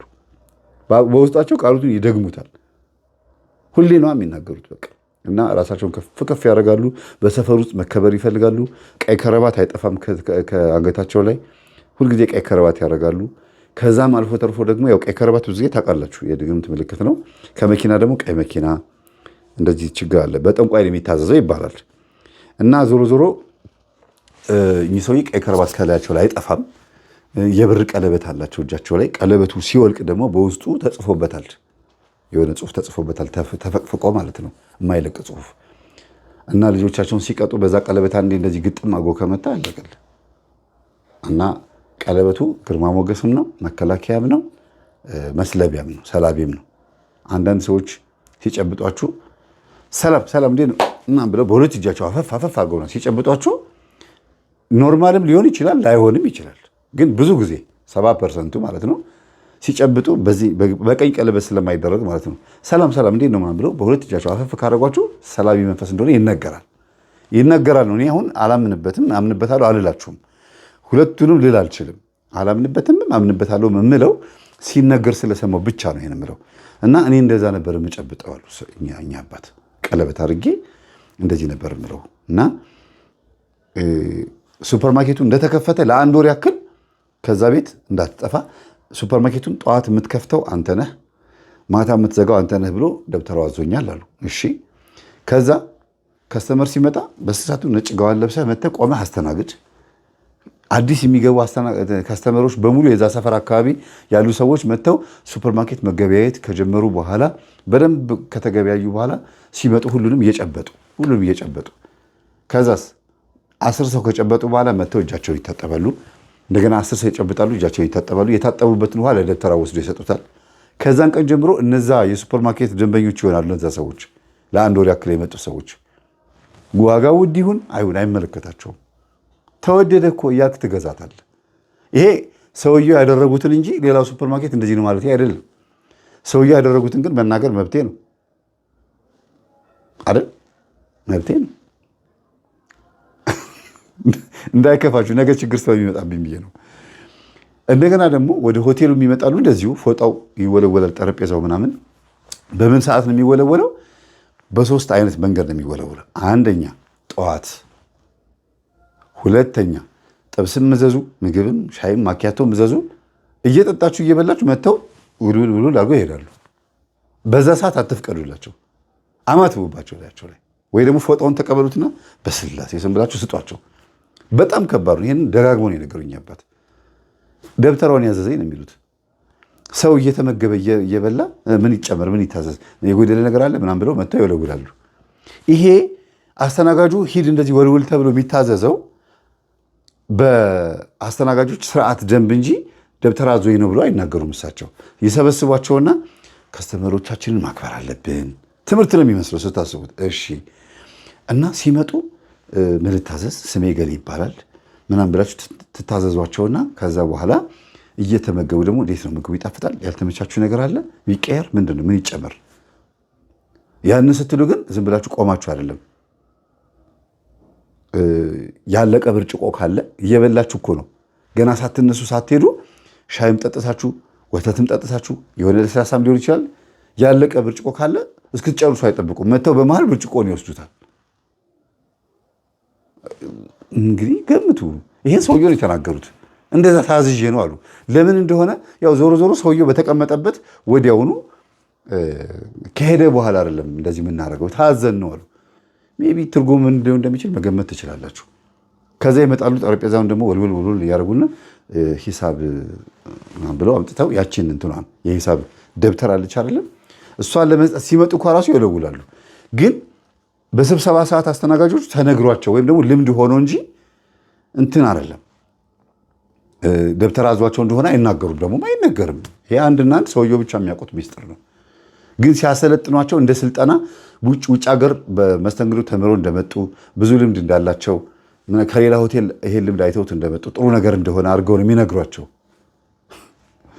እንዴት እየዘመነ እንደመጣ አያችሁ። ልጆቹ ይሄን ሁሉ ሲሰሙ ቁጭ ብለው በጣም የሚደነግጡት በቃ አባዬ ይሄ ሁሉ ነገር እውነት እንደዛ ነው እና እኔም ስልጠና የሰጠሁት አንተ ይሄን ትእዛዝ ተቀብለህ ነው ከደብተራ? አዎ። ጉዳዩን ስታዩት እኮ ጥሩ ይመስላል እኮ ከስተመርን ማስተናገድ፣ ህዝቡን ንጉስ፣ ከስተመር ንጉስ ነው ይባላል አይደል? ደንበኛ ንጉስ ነው ይባላል። ጥሩ ነው እኮ ትሪት መስጠት። ግን ደግሞ ደብተራ አዞት ይሄንን በዚህ ሲስተም ውስጥ ሶፍት ናፕኪን ጠርጋችሁ እስኪ እንደዚህ አድርጋችሁ ጥላችሁ ስትሄዱ እሱ ነገር ተሰብስቦ ሲደገምበት ደግሞ አያስጠላም? ይዘገንናል ብቻ አይደለም እኮ ይሄንን ልምምድ ያለማመዱት ደብተራዎች መሆናቸው በጣም ይዘገንናል። በጣም የሚያስጠላው እንደው ሌላ ባዕድ አምልኮ የሚያመልኩ ቢሆኑ ጥሩ ነበረ። ተንኮለኞች ህዝቡን አበላሹት። እና እኔም ይሄን የተማርኩት ከደብተራ ነው አሉኝ አባት። እግዚአብሔር ይይለት በሉ እስቲ ሁላችሁም እግዚአብሔር ይይለት። ይይበት ነው እንጂ ለእሳቸው ደግሞ እግዚአብሔር ይላቸው ንስሐ ስለገቡ። ሰው እንዴት በዚህ ልክ ተንኮል ይሰራል? አሁን እኚህ ሰው እያሳሳታቸው ማን ነው? ገንዘብ ነው ወይስ ደብተራው ነው? ወደው ፈቅደውን የሄዱበት። በእርግጥ ግን ደግሞ እያንዳንዱ ሲስተም ደግሞ ወስቡት እስቲ እንዴት እንደሚሰሩት እና እንዴት ይሄንን ዘዴ ሊዘይድ ቻለ ብዬ የሆነ ጊዜ ጠይቂያቸው ምን አሉኝ? ሳረሳው ልንገራችሁና በመሀል ሌላ ሀሳብ እንዳይመጣብኝ። እንዴት ነው ግን ይሄን ዘዴ የምታመጣው ብዬ ጠይቄው ነበር አሉ። ስራችን እኮ ነው። በሁሉም ካፌ እየተዘዋወርኩኝ በምን በኩል አስማቴን ድግምቴን ልሰራ እንደምችል እኮ ያለው አሁን እንደዚህ ሲያደርጉ እንደዚህ አድርጌ ልጠቀም እችላለሁ፣ ስለዚህ ይህን ነገር እንደዚህ አደርገዋለሁ ምናምን ብለው ሰውየው ይጽፋል ደብተራው። ከዛ እንዲህ አይነት ነገር ሲመጣ በዚህ አድርገሽ አሁን ለምሳሌ በሻማ የሚሰራ መተት ይገርማል በጣም። ይሄን ሻማ ለጓደኛሽ አብሪ በያት፣ ይሄን ሻማ እንደዚህ አብራ በለው ይባላል። ብዙ ሰዎች ይነግሩኛል። እና ጓደኞቻችሁ ሻማ ሰጥተዋችሁ ሻማውን እናንተ አብርታችሁት እነዛ ጓደኞቻችሁ መጥተው የቀለጠውን ሻማ ይዘውት ከሄዱ ወይም የበራውን ሻማ ይዘውት ከሄዱ እናንተ ለነሱ እንደዛ ታዛዥ እንድትሆኑ የተደረገ ነገር እንደሆነ የሚያሳየው። ይሄን ግን ሰውም ሰይጣንን አስተምሮት ሰይጣንም ሰውን አስተምሮት የመጣ ተንኮል። መንፈስ ብዙ ጊዜ በተግባር አንድ ነገር ክፋትን ለማሰራት በቃላት አይደለም ብዙ ጊዜ የሚሰራው በተግባር ነው። የሌሊት ወፍ ላይ ገመድ ተገንዞ ወይም ደግሞ እንደዚህ ተደርጎ አይጥ ላይ የሆነ ነገር ተደርጎ ምናምን ሲባል አይጥ ምንድን ነው ባህሪዋ? የሚለውን ደብተራ ያጠናል። አይጥ በየሰው ቤት እየተሽለኮለች መሶብ ቅርጥፍ አድርጋ የምትበላ እንጀራ የምትበላ የሰው ልብስ የምትበላ ብብት ውስጥ ያው ላብ ሲሸታት እሱ ቅርጥፍ አድርጋ ትበላለች። ከዛ ያቺ አይጥ ግን በደብተራ ተልካ ነው የምትመጣው። ከንጽህና ጉድለትም ሊሆን ይችላል፣ ግን ደግሞ ላይሆንም ይችላል። ነው ብሎ መደምደምም ጥሩ አይደለም፣ አይደለም ብሎ መደምደምም ጥሩ አይደለም። ከዛ ያቺ ደብተራ ደግሞ በመንፈስ ካነገሰባት አሾክሿኪ መንፈስ በአይጧ በኩል ወደ ቤታችሁ ይገባል። ስትጸልዩ አይጥ ይበዛል አይደለም እንዴ? የአቡነ ገብረ መንፈስ ቅዱስና ማነው የአቡነ ተክለ ሃይማኖትና የአቡነ አረጋዊ እምነት ቤት ውስጥ የምትረጩት እኮ አይጥ ሲበዛባቸው ነው። ሰላቢ ሲመጣል ጉንዳን፣ አይጥ ምንድነው ቀንዳውጣ ምናምን ቤት ውስጥ ምናምን ግድግዳ ላይ የምታየው ከሆነ ሰላቢ ገብቷል ቤት ውስጥ ማለት ነው። ግን ከንጽህና ጉለትም ደግሞ ሊሆን ይችላል። ቤቱን መጀመሪያ ማጽዳት፣ ማስተካከል፣ ብስባሽ ነገሮችን ግድግዳው በጣም ከበሰ እሱን ማስተካከል። ይሄ ሁሉ ተስተካክሎ ቀዳዳ ተደፋፍኑ አሁንም ያው ከሆነ አይጧ ድስቱን እስክታንኳኳው ድረስ ጓዳ ውስጥ ገብታ የምታንጎዳጉድ ከሆነ ግን ሰላቢ ነው። ስለዚህ ጸበል ማስረጨት ያስፈልጋል። ድርሳነ ሚካኤል ተጸልዮ በአባታችን በአቡነ ተክለ ሃይማኖትና በአቡነ አረጋዊ ጸበል እምነት ተደርጎ ይሄ ነገር ማስተካከል አለባችሁ ማለት ነው። እና እኚህ ሰውዬ ምንድን ያደርጉት መጨረሻ ላይ ልጆቻቸውን ቁጭ አድርገው ይሄን ታሪካቸውን ከተናገሩ በኋላ ልጆቼ አትፍሩኝ፣ ድንገት አንስቼ የምማታው ነገር አታስቡት አላሏቸውም። እንዲህ አባዬ እንዴት አሰብከው? እኛ ሁላችንም ቀድመን ተነጋግረን ነበር አሉ። አይ ድንገት አይምሮ ላይ መጥቶብኝ ነው አሉ ሀሳቡ። ግን አይገርማችሁም ልጆች? ይሄ ድንገት አንስቶ ይመታል የሆነ ነገር ያደርገኛል ብላችሁ እንዳታስቡ፣ ዝም ብላችሁ አዳምጡኝ ያሉት። በጣም ነው የሳቁት ልጆቹ ገርሟቸው። በቦታው ላይ ወይ የእግዚአብሔር መንፈስ ወይ ደግሞ ርኩስ መንፈስ አናቧቸዋል። ግን ጸሎት ክፍል ነው። ስለዚህ አሾክሻኪ መንፈስ ማለት ይሄ ነው። አቃጣሪ መንፈስ ማለት ይሄ ነው። እንዲህ እኮ እያሉህ ነው ብሎ ባይምሮ ያስባል። ቢስትም ባሏ የት እንደሚውል ምን እንደሚያደርግ ምናምን ባይምሯ ታብሰለስለዋለች። የእውነትም ሀሳቧ እውነት ሆኖ እንዲገኝ ባሏ እሷ እንዳሰበችው ሆኖ እንዲገኝ ያደርገዋል። ያ መንፈሱ እያመነዘረ ነው ካለች አመንዝሮ እንድታየው የሆነ ነገር አድርጎ እንድታየው ያረጋታል። ጉዳዩን በተግባር ይፈጽመዋል። ለምን ሲባል እንዲለያዩ ስለሚፈልግ ያሰበችው ሀሳብ ተንኮል ስለሆነ ያሰበችው ተንኮለኛ ባትሆንም መንፈሱ ሀሳቡን ያሳስባትና የዛ ሀሳብ ተጠቂ ያደርገዋል። ማለት እሷን በተቃራኒው እንደዛ ነው የምትሆነው። ሚስቴ እኮ እንደዚህ ስታደርግ ብቻ ላግኛት ከዚህ ቤት አስወጣታለሁ ሲል እንደዛ ሆና እንድትገኝ ያደርግና ያስወጣታል። ለምን ጥሩ በቃ ሰይጣን የሚፈልገውን ሀሳብ ነው ያሰበው። እንዲህ አረጋታለሁ እንዲህ አረገዋለሁ ስትሉ ያ ልትወስዱት ያሰባችሁት እርምጃ ለሰይጣን የሚመች ከሆነ ጉዳዩን ያስፈጽመዋል። እና አባትየው ብዙ ጊዜ በተደጋጋሚ ያጋጥማቸዋል። ሰዎች የሆነ ነገር ሲያስቡብኝ ቀድሜ ሀሳቡን እረዳዋለሁ የሚሉት። ይሄንን አሁን ለነጮች ብትነግሯቸው ምናምን ይሄ እኮ በቃ ቴሌፓቲ ነው የሆነ ኮንሽስሊ በቃ ተግባብተን ነው በኳንተም ምናምን እንደዚህ ብለን ነው ምናምን ብለው ሌላ ነገር ውስጥ ሊገቡ ይችላሉ። በቃ አጅሬው ታዲያ ጸበል ቦታ ሲያዝ እናንተ ሰይጣን እየሳቀ ይወጣል። ተቃጠልኩ ምናምን እኮ አይደለም፣ ሰራውለት፣ ተጫወትኩበት፣ አስበላሁት ልጆቹ እኔ ምንም አይቆጨኝም ምናምን እያለ በቃ ሄጃለሁ እያለ ነው የወጣው እየሳቀ። ይህ ናርሲሲስት የሆነው የጠቋሩ መንፈስ ማለት ነው። ቀጥሎ ደግሞ የአዳልሞቴው መንፈስ ልጆቹ ላይ ያለው የአዳልሞቴው መንፈስ የጴንጤ መዝሙር ያሰማቸዋል። የፕሮቴስታንት መዝሙር ከእምነት ውጭ ያስወጣል ብያቸዋለሁ። ሃይማኖት ያስቀይራል ብያቸዋለሁ። አባትየው መንዙማ ነበር የሚያሰማቸው። ልጆቹ ላይ መጥተው ደግሞ እንዳለ የፕሮቴስታንት መዝሙር የሚያዳምጡት ኦርቶዶክስ እኮ ናቸው። እነዚህ ምንድን ናቸው ማለት ነው? ኦርቶራስ ወይም ኦርቶራሴ ብዬ ባለፈው እንደነገርኳቸው የራሴ ኦርቶዶክስ እንደማለት ነው። ቤተክርስቲያን የምትለውን አልሰማም እኔ ራሴ ያልኩትን ነው የምሰማው ብሎ እንደፈለጉ ማተብ አስረው እንደፈለጉ ማለት ነው። ኦርቶ ጴንጤም አትሏቸውም፣ ኦርቶራሴ ነው የሚባሉት። ኦርቶራሴ አሪፍ ስም ያወጣሁት መሰለኝ።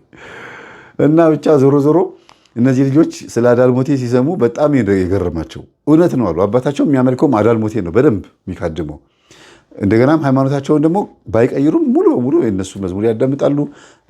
ቸርቻቸውም ሄደው ይመጣሉ ምናምን፣ ግን አልቀየሩም እምነታቸው። ጥምቀት ሲሆንም እኛ ጋር መጥተው በደንብ ያከብራሉ፣ ይጠጣሉ፣ ይበላሉ፣ ይጨፍራሉ ይላሉ። ኖርማል ክርስቲያን ናቸው። ኖርማል ክርስቲያን ማለት ቤተክርስቲያን ፈጽሞ ገብቶ ሄዶ የማያውቁ ግን ዝም ብሎ ሰው ኖርማል ማለት ዝም ብሎ ማለት ነው አይደል? እንደዚህ ሆነው እኚህ አባት ታሪካቸውን ተናግረው ያን ታሪክ ከተናገሩ ጊዜ ጀምሮ እጃቸው እግራቸው ሽምቅቅቅ ብሎ ሽባ ሆነ፣ አይናቸው ተጋረደ፣ ጆሮአቸው ትንሽ ትንሽ ነው የሚሰማው። ሐቁን ስለተናገሩ ዛሩ ወጥሮ ያዛቸው። ከዛ ልጆቹ ቢሮ ድረስ መጡና አረ መምህር አባታችን እውነቱን ስለተናገረ ይኸው እንደዚህ አድርጎ ያዘው። አረ አቤት አባቱ እንደዚህ ቀሲስ ሄኖክ ጋር ውሰዷቸው አልኩኝ። ሄደው ቀሲስ ሄኖክ ጋር ተጠመቁ፣ ዳቤ በሉ፣ ያችን ዝክር ምናምን ቀመሱና ቢያንስ ለአንድ ወር ያክል ምናምን ተመላልሰዋል። ማለት አጠቃላይ ነው የምላችሁ። ግን የመጀመሪያዎቹን 3 ቀናት ተመላልሰው ከቀመሱ በኋላ 4ኛው ቀን ላይ ራሳቸው ተነስተው በቃ ልጆቹም ሲያስፈልጉ አባዬ የት ነህ ብሎ ሲሏቸው ጊዜ ቀሲስ ሄኖክ ጋር ሄድኩኝ እኮ ችለሃው ገርሟቸው ከዛ ወደ ነበረ ህይወታቸው ይሄ ፊታቸው ወዛቸው እየተመለሰ የበላቻቸው ሴት ዘር ቡዳ ምልክት ከፊታቸው ላይ ምልክት እያጠፋች መጣች። ይሄ ማንነታቸው ሸማግሌ ሊሆኑ የሚያምርበት ሰው ታውቃላችሁ። ኧረ አባዬ እያሉ 2 ወር 3 ወር ሲሆኑ ተለወጠ ይላሉ። እኔም ራሴ ከመጀመሪያ ካየኋቸው በኋላ ተለወጡብኝ። አዎ እንግዲህ በልታ የነበር የሆነች ሴት ዛር ቡዳ በህልሜ እኮ ትታየኛለች አሉ። ማንን መስላ ስላቸው አይ ተዋት ችግር የለውም የኔው ጉድ ነው ይላሉ። እነዛሩ ግድ የለም አልኳቸው። አይ ተው መምህር ይቅርብህ፣ እሺ በቃ ይቅርብህ እያልኩኝና ያው መናገር አልፈልግም። አሁንም ድረስ አላውቅም ማን እንደሆነች። ግን ያቺ ሴት ገና በልጅነታቸው በቡዳ በልታቸዋለች። ማን ትሆን እናት ትሆን እናታቸው ወይም ደግሞ ምናቸው ትሆን ብቻ የሚያውቋት ቅርብ ሰው ነች ብዬ ነው የማስበው። እና ተው ይቅርብህ አያስፈልግም ልጆቼ መስማት የለባቸውም አሉ። የሚያሳፍር ነገር ሆኖባቸው ነው። የሚገርመው መጠመቅ ሲጀምሩ እሷ ልጅ መጀመሪያ በህልማቸው ሽባ ሆነ ያዩት። እግሯ ተቆርጦ እጇ ተቆርጦ ዱሽ ሆና ምናምን እንደዚህ እንደሚያሳዝን ሰው አይነት ነገር ሆና ታየቻቸው። አንቺ ነሽ የበላሽኝ እጅግሬን ያዝሽው አሁንም አውቄሻለሁ እያሉ እየተጉ ከዛ ዛሬ አሁን ባለንበት ደረጃ ላይ ከአባትየው ልውጣና ወደ እናትየው ልምጣ እና እናትየው ልክ መጠመቅ ሲጀምሩ መስገድ መጾም መጸለይ ሲጀምሩ ሌላ ሰው ሆኑ፣ ተቃራኒ ሆኑ። አባትየው ዝምተኛ፣ እናትየዋ ለፍላፊ አይደሉም ግን ተናጋሪ ሆኑ፣ ተጫዋች ሆኑ። አረማ እየጨምረሻል ምንድን ነው ሰው ይህን ትምህርት እያዳመጥኩ እንዴት ነው ማለፈልፍ አባታቸው ምን ያደረገኝ እንደነበረ እኔም ደግሞ ከጎረቤት የሰሙትን ሁሉ ሲናገሩ በጣም ፈጣን ሆነው ሆት ሆኖ ነው የሚናገሩት። በቁጣም በስሜትም ነው የሚናገሩትና እማዬ በጣም ተቀይረሻል እና እድል የተወስዶና ድምፅ የተወስዶ የኔን እድል ወስዶ እኮ ነው ሰውየው የሁሉ እሱ እኮ መጀመሪያ ሳቀው እኮ እንደዚህ አይነት ሰው አልነበረም አሉ። ገና ሲተዋወቁ ለካ ነበልባሊት እናትየዋ ዝምተኛ የነበሩት አባትየው ነበሩ አሉ። ለካ በኋላ ስንሰማ ታሪኩን እነሱ እርስ በርስ ይተዋወቃሉ።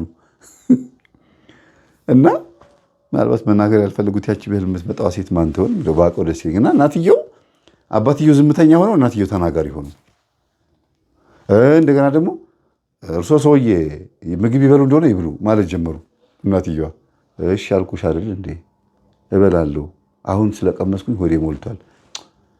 ደግሞ አሁን ምግብ አልሰጠችውም በደለችው ልታስብለኝ ነው እንዴ በልጆቼ ፊት ብላ ብያለሁ ዋላ ነግሬያለሁ እያሉ መቆጣት ጀመሩ። እናትየው ያ ቁጣ የበፊቱ ስሜት መጣ። ተቆጭ ሆኑ ማለት ሳይሆን ትክክለኛ ጸባያቸው መጣ። መጥፎ ባህሪ አይደለም። ንቅጥቅት አሉ ማለት ነው። ሴት ንቁ ሴት ታውቃላችሁ? ንቁ አሮጊት ሴት። ከዛ ደውለው መምህር ተስፋዬ አቤት እግዚአብሔር ይስጥህ ምን ነው ድምጠት የተመለሰ ድምጠት ማለት ድምፄ ማለታቸው ነው። ድምጠት የተመለሰ አሉኝ። ምን ማለት ነው? ጊዜ ተናጋሪነት ተመልሷል። አሁን ሰውየውን እየተቆጣሁት ነው አሉኝ። አይ አይቆጧቸው፣ ሞራላቸው ይነካል አልኳቸው። እሱ ምንም አይነካም፣ ምንም አይነካም። አይ እንዲህ ያለ ነገር እኔ አላውቅም እያሉ የመጀመሪያ ወቅት አካባቢ ትንሽ ቆጣ ይሉ ነበረ። በኋላ ትምህርቱ እየገባቸው ሲመጣ ለካ ባለቤት ይወዱ አይደለም በእኔው እድል ነው ሀብታም የሆነው እኔን አግብቶ በእኔው እድል ሀብታም መሆን እንዳለበት ተነግሮት ነው አሉኝ። በምን ሰሙኝ? እናት አንድ ጊዜ ጸሎት አድርገው ሰውየው ራሳቸው በቁጥር እየቀጠቀጡ ጸሎት ክፍላቸው ሆነው ታሰር ዛር መንፈስ ቡዳ ታሰር እያሉ ሲቀጠቅጡ ጮሁ። ራሳቸው ሰውየው። ከዛ ሴትዮዋ ደግሞ ምን ሆንክ ብለው ሲገቡ አጅሮ ዛር እያጓራ ነው፣ ሚስጥር እያወጣ ነው። እኛ አንቺን ያኔ ስናገባሽ አሉ ዛሮቹ ተልከን መተን ነው። ታስታውሻለሽ ሽማግሌ ተልኮ ሲመጡ ቤትሽ እንዴት እንደነበር? አዎ ማብራራት አይጠበቅብኝም። ለምን የሰው የግል ሕይወት ማብራራት የለብኝም። ግን በዛች ሞሜንት ወይም በዛች ቅጽበት ውስጥ የነበረውን ነገር ነው የምነግራቸው። ሽማግሌዎቹ ሲመጡ አንድ የተባረከ የተመሰገነ ሰው አለ እና ልጃችሁን ለልጃችን ስጡን ተብለው ሰዎቹ የመጡት የእውነት ትዳር ፈልገው ልጃችሁን ለልጃችን ተብሎ አይደለም። ታዲያ ምንድን ነው? እሷን ካገባ የቤተሰቡን ሀብት ንብረት ይወርሳል። እሷን ካገባ እድሏ ሀብት ነው፣ የሀብት እድል ስላላት እሷን ካገባ ብቻ ነው ሀብታም የሚሆነው ተብሎ ኮከቡ ተቆጥሮ ኮከባችሁ ስለገጠመ ነው ተባሉ። አይገርምም? እና እሺ ተባለ። አገባሽው። ይኸው እኛን እየካደምሽ ቡና እያፈላሽ ስታስደስችል ኖርሽ። ለዚህ ነው እኛ የምንወድሽ። እኔ በሰንጋላ እንደዚህ ማስደስትሽ የነበርኩት ማስቅሽ የነበርኩት ለዚህ ነው ምን ብሎ ቁጭ ቅድም የነገርኳቸው ማለት ነው። ለካ የምታስቀኝ አንተ ነበርክ። በልንካ ቅመስ እያሉ መቁጠሪያውን ከሰውየው ተቀብለው ደግሞ እንደገና ከዛ ሰውየው ልባቸው ተመልሶ ነበር። ኧረ አንቺ ሴትዮ ነው ጀርባ የላጥሽኝ እኔ አሁን ራሴ ነኝ ይላሉ። ወደ ልባቸው ሲመለሱ ውይ አንተው ነህ እንዴ? አይ ጀርባቸውን ገለጥ አድርገው ያቸዋል። ባሌን አስደበደበኝ በልተነሳው እኔን የሚቀጠቀጠው ይሉና ደግሞ ተንበርክኮ ደግሞ ታባክ በስላሴ ስም ተቃጠል ሲሉ ጊዜ ድፍት ያደርጋቸዋል በግንባራቸው። ከዛ ወደ ልባቸው ሙሉ በሙሉ አልተቀየሩም። እንደገናም ደግሞ ወደ ልባቸውም አልተመለሱም። ሁለት ልብ ሆነው ቁጭ ብለው ያጉተመትማሉ። ባልየው እዛ ጥግ ላይ እንግዲህ ጸሎት ቤቷ ትንሽ ስለሆነች እዚህኛው ግድግዳ ላይ አባትየው፣ እዛ ጋር ደግሞ ፊት ለፊት ያለው ግድግዳ ላይ ደግሞ እናትየው ሆነ ቁጭ ብለው ያጉተመትማሉ። ሁለት ልብ ሆነው አንዴ አባትየውን ቅይር ያደርጋቸውና እንደዚህ ታስታውሳላችሁ፣ መናፍሶች ያወራሉ። ታስታውሳላችሁ የዛሬ 20 ዓመት ሴትዮዋን ስንቀጠቅጣት ስናባራት ይላሉ። እነዚህ ደግሞ አሁን እኮ እየቀጠቀጡን እኮ ነው ባለ ሚስቶች፣ በቃ አሁን አልቻልናቸው፣ ይኸው በቃ ተይዘናል፣ ምንም ማድረግ አንችልም፣ ያለን አማራጭ እጅ ሰተን መሸኘት ነው ይባባላሉ። ይሄንን በምን አወቁ ልጆቹ? ኦዲዮ ሪከርድ አድርገው ሄዱት። ይሄንን ማወቅ የፈለጉበት ምክንያት አለ። አንደኛዋ ልጅ ከዚህ በፊት ሪከርድ አድርጋ ጥላ ሄዳ ረስታው ማለት ነው። ስትመለስ እስቲ ምን ቀዳ ብላ ቼክ ስታደርግ ሰራተኛዋ ገብታ ስትጸልይ፣ እናትየዋ ሲጸልዩ ሲያለቅሱ አባትየው ምናምን ሰማችን። እቺ ነገር ትጠቅመኛለች ብላ እስቲ በየቀኑ ምን ብለው የሚጸልዩት ብላ ሪከርድ አድርገዋለች። ይሄንን ሰምተው እኔም ራሴ ሰምቼዋለሁ። መናፍሶች ለመናፍሶች ያወራሉ። አባትየውና እናትየው ላይ ያሉት እንዲህ አድርገናቸው ልጆቹ እንደዚህ አድርገን እቺን ሴትዮ የዛሬ ስንት ዓመት 2 ልጅ እኮ አጨናግፈናታል፣ ወይም ደግሞ አቦርሽን ማስወረድ አለ አይደለም እንደዛ አድርገናል። ምንም አይረባም፣ በቃ ተቀማን እኮ ተቀደምን እኮ ይባባላሉ። የደብተራው ይመጣና መሀል ይበጠብጣቸዋል። ዝም በሉ ገና ነው ገና ምን አይተው ገና ልጆቻቸውን ምንጥቃቸው ይላል። ሄደህ ፈሳም ይለዋል ደግሞ አንደኛው መንፈስ። ፈሳም ብትችል ኖሮ እስካሁን አታደርግም ነበረ፣ አሁን ተይዘህ ነው እንደምደነፋው ገና ይቀራል ይላል። እጅና እግር ታስሮ ነው ይቀራል የምትለው ይባባላሉ። በጣም የሚገርመው በቃና ማንም የለም ብለው መናፍስቶቹ ይሄንን ልጅቷ እንኳን ሪከርድ እያደረገች እንደሆነ አለማወቃቸው ምን ያህል እንደተጋረዱ የሚያሳዩት እንደተያዙ የምታዩት በዚህ ነው የምታውቁት። እና እንደዚህ ሆኖ ልጆቹ እናትና አባታቸውን ሚስጥር ሰምተው ተወያይተው ከሳምንት በኋላ መምህር መቁረቢያ ልብስ ስጠን ብለውኝ፣ ያው ብር አጥተው አይደለም ግን ልብሱን ወስደው ብር ተክተውልኝ ነው። ወዲያው ሄደን እኛ ልብስ ስለምንገዛበት እኛ መሸጥ ሳይሆን ያዝነው በነፃ መስጠት ነው፣ ግን ተክተውልናል። ብሩን ከኛ መግዛት ፈልገው ነው ሰጠናቸው። ከዛ ቆረቡ፣ ሙሉ ቤተሰብ ቆረበ። እኔና የቤት ሰራተኛዋ ብቻ ነን ቆመን ታጥቀን ስናስተናግዳቸው የነበረው። በቆረቡበት ቀን ጎረቤት መስማት የለበት፣ ዘመድ አዝማት ኑ ብሉ ጠጡ ምን የሚባል ነገር አይሰራም። ሌላ ጆሮ መጥራት ነው፣ ሌላ ነገር መጥራት ነው የሚሆንባቸው ብዬ ነግሬያቸው እሺ ብለው ይኸው እግዚአብሔር ይመስገን ሙሉ ቤተሰብ 4 ልጆችና እናትና አባት። ከዛ ደግሞ በሚቀጥለው ጊዜ ደግሞ ሰራተኛውም እንድትቆርብ አደረጉ። እኔ በሌለሁበት እግዚአብሔር ይስጣችሁ፣ ተባረኩ። አሁን ሆቴሉ ተዘግቶ ካፌውና ሱፐርማርኬቱ ነው ያለው። የቅዱስ ሚካኤል ስዕል በሱፐርማርኬት ውስጥ አለ። የድንግል ማርያም ስዕል አለ። እንደገናም ደግሞ የቅዱሳን ጸበል አለ። ከዛም አልፎ ተርፎ ደግሞ ማታ ማታ ጸሎት ይጸለይበታል። ቀን ቀን አንዳንዴ በሳምንት አንዴ ካህን ጠርተው ውዳሴ ማርያምና ድርሳነ ሚካኤል ያስጸልዩበታል። በእኔ ምክንያት እዚህ ቤት ውስጥ ብዙ ችግር ተፈጥሯል። ስለዚህ ይህንን ማድረግ ከጀመሩ በኋላ ገበያው ጠፋ። ምክንያቱም ገበያውን ያመጣው የነበረው ማን ነው? አጅሬው ነበር። ብዙ ጊዜ ወደ እግዚአብሔር ስትመጡ ባዶ ትሆናላችሁ፣ መንፈሳዊ ስትጀምሩ እጃችሁ ገንዘብ ያጣል የሚባለው ነገር ምንድን ነው?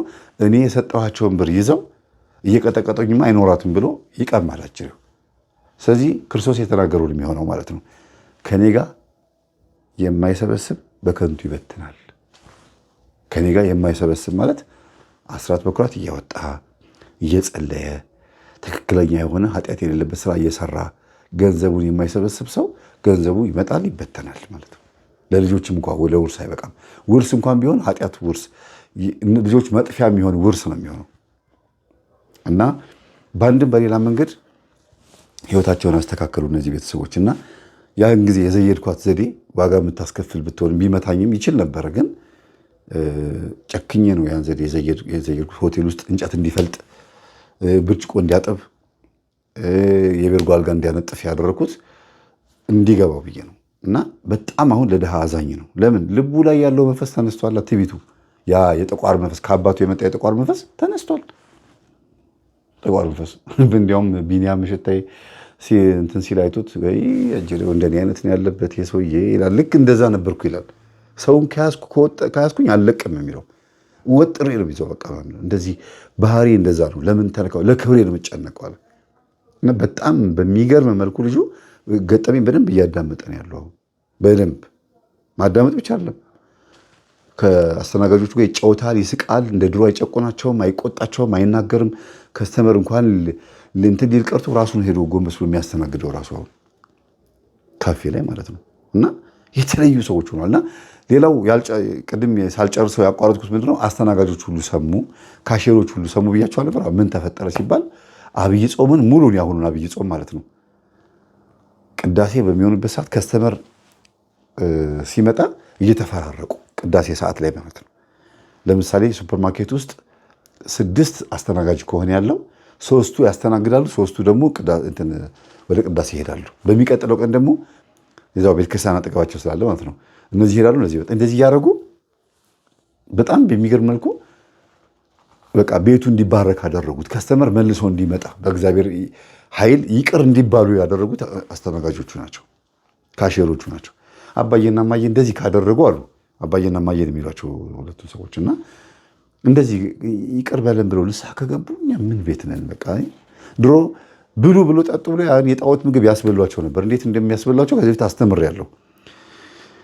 በግ ይመጣና ብሉ ምናምን ይባላል። በቃ ዶሮ በአገልግል ምናምን ይመጣል። እናንተ ዝም ብላችሁ በቃ አባብዬ ጋበዙን ብላችሁ ላጥ አጋችሁ ትበላላችሁ። በስማም የለ ምን የለ በስማም በወልድ አቡነ ዘበረብ የሚባል ነገር አለ። በመንፈስ ቅዱስ ብላችሁ ስላልጨረሳችሁ ማለት ነው። እና አቡነ ዘበረብ ማለት በቃ ትዝረከረካለህ። ያም ከበላ በኋላ ይገባልሃል። ከዛ መስሪያ ቤት ልውጣም ብትል አትወጣም። እዛ ሆነህም አይመችም። ደሞዝህ አንሶ ታጉረመርማታለህ። አባብዬም ቢቆጡህም ወይም የቤቱ ባለቤትም ቢቆጡህም ምንም አታመጣም። ይጮህብሃል፣ ሽንትህን ትለቀዋለህ። ወይም ደግሞ ይቅርታ ብለን የምታሳልፈው ተጎድተህ እኮ ነው። አንቺ ታመጩ አንቺ ታሮጩ። ጩኸትህን ይቀሙሃል ወይም ጩኸትሽን ይቀሙሻል። የኮተት ምግብ የሚያበሏችሁ ከሆነ እና አትጋበዙ አይደለም፣ ግን በስማም ብላችሁ ባርካችሁ ብሉ። ምንም ይምጣ ምንም። ደግም አስተናጋጅ ማነው ደግ የሆቴል ባለቤትም ደግ የሱፐርማርኬት ደግ የአንድ ድርጅት ባለቤትም ስለሚኖር ማለት ነው። መልካም ሰው መንፈሳዊም ሰው ሊኖር ይችላል።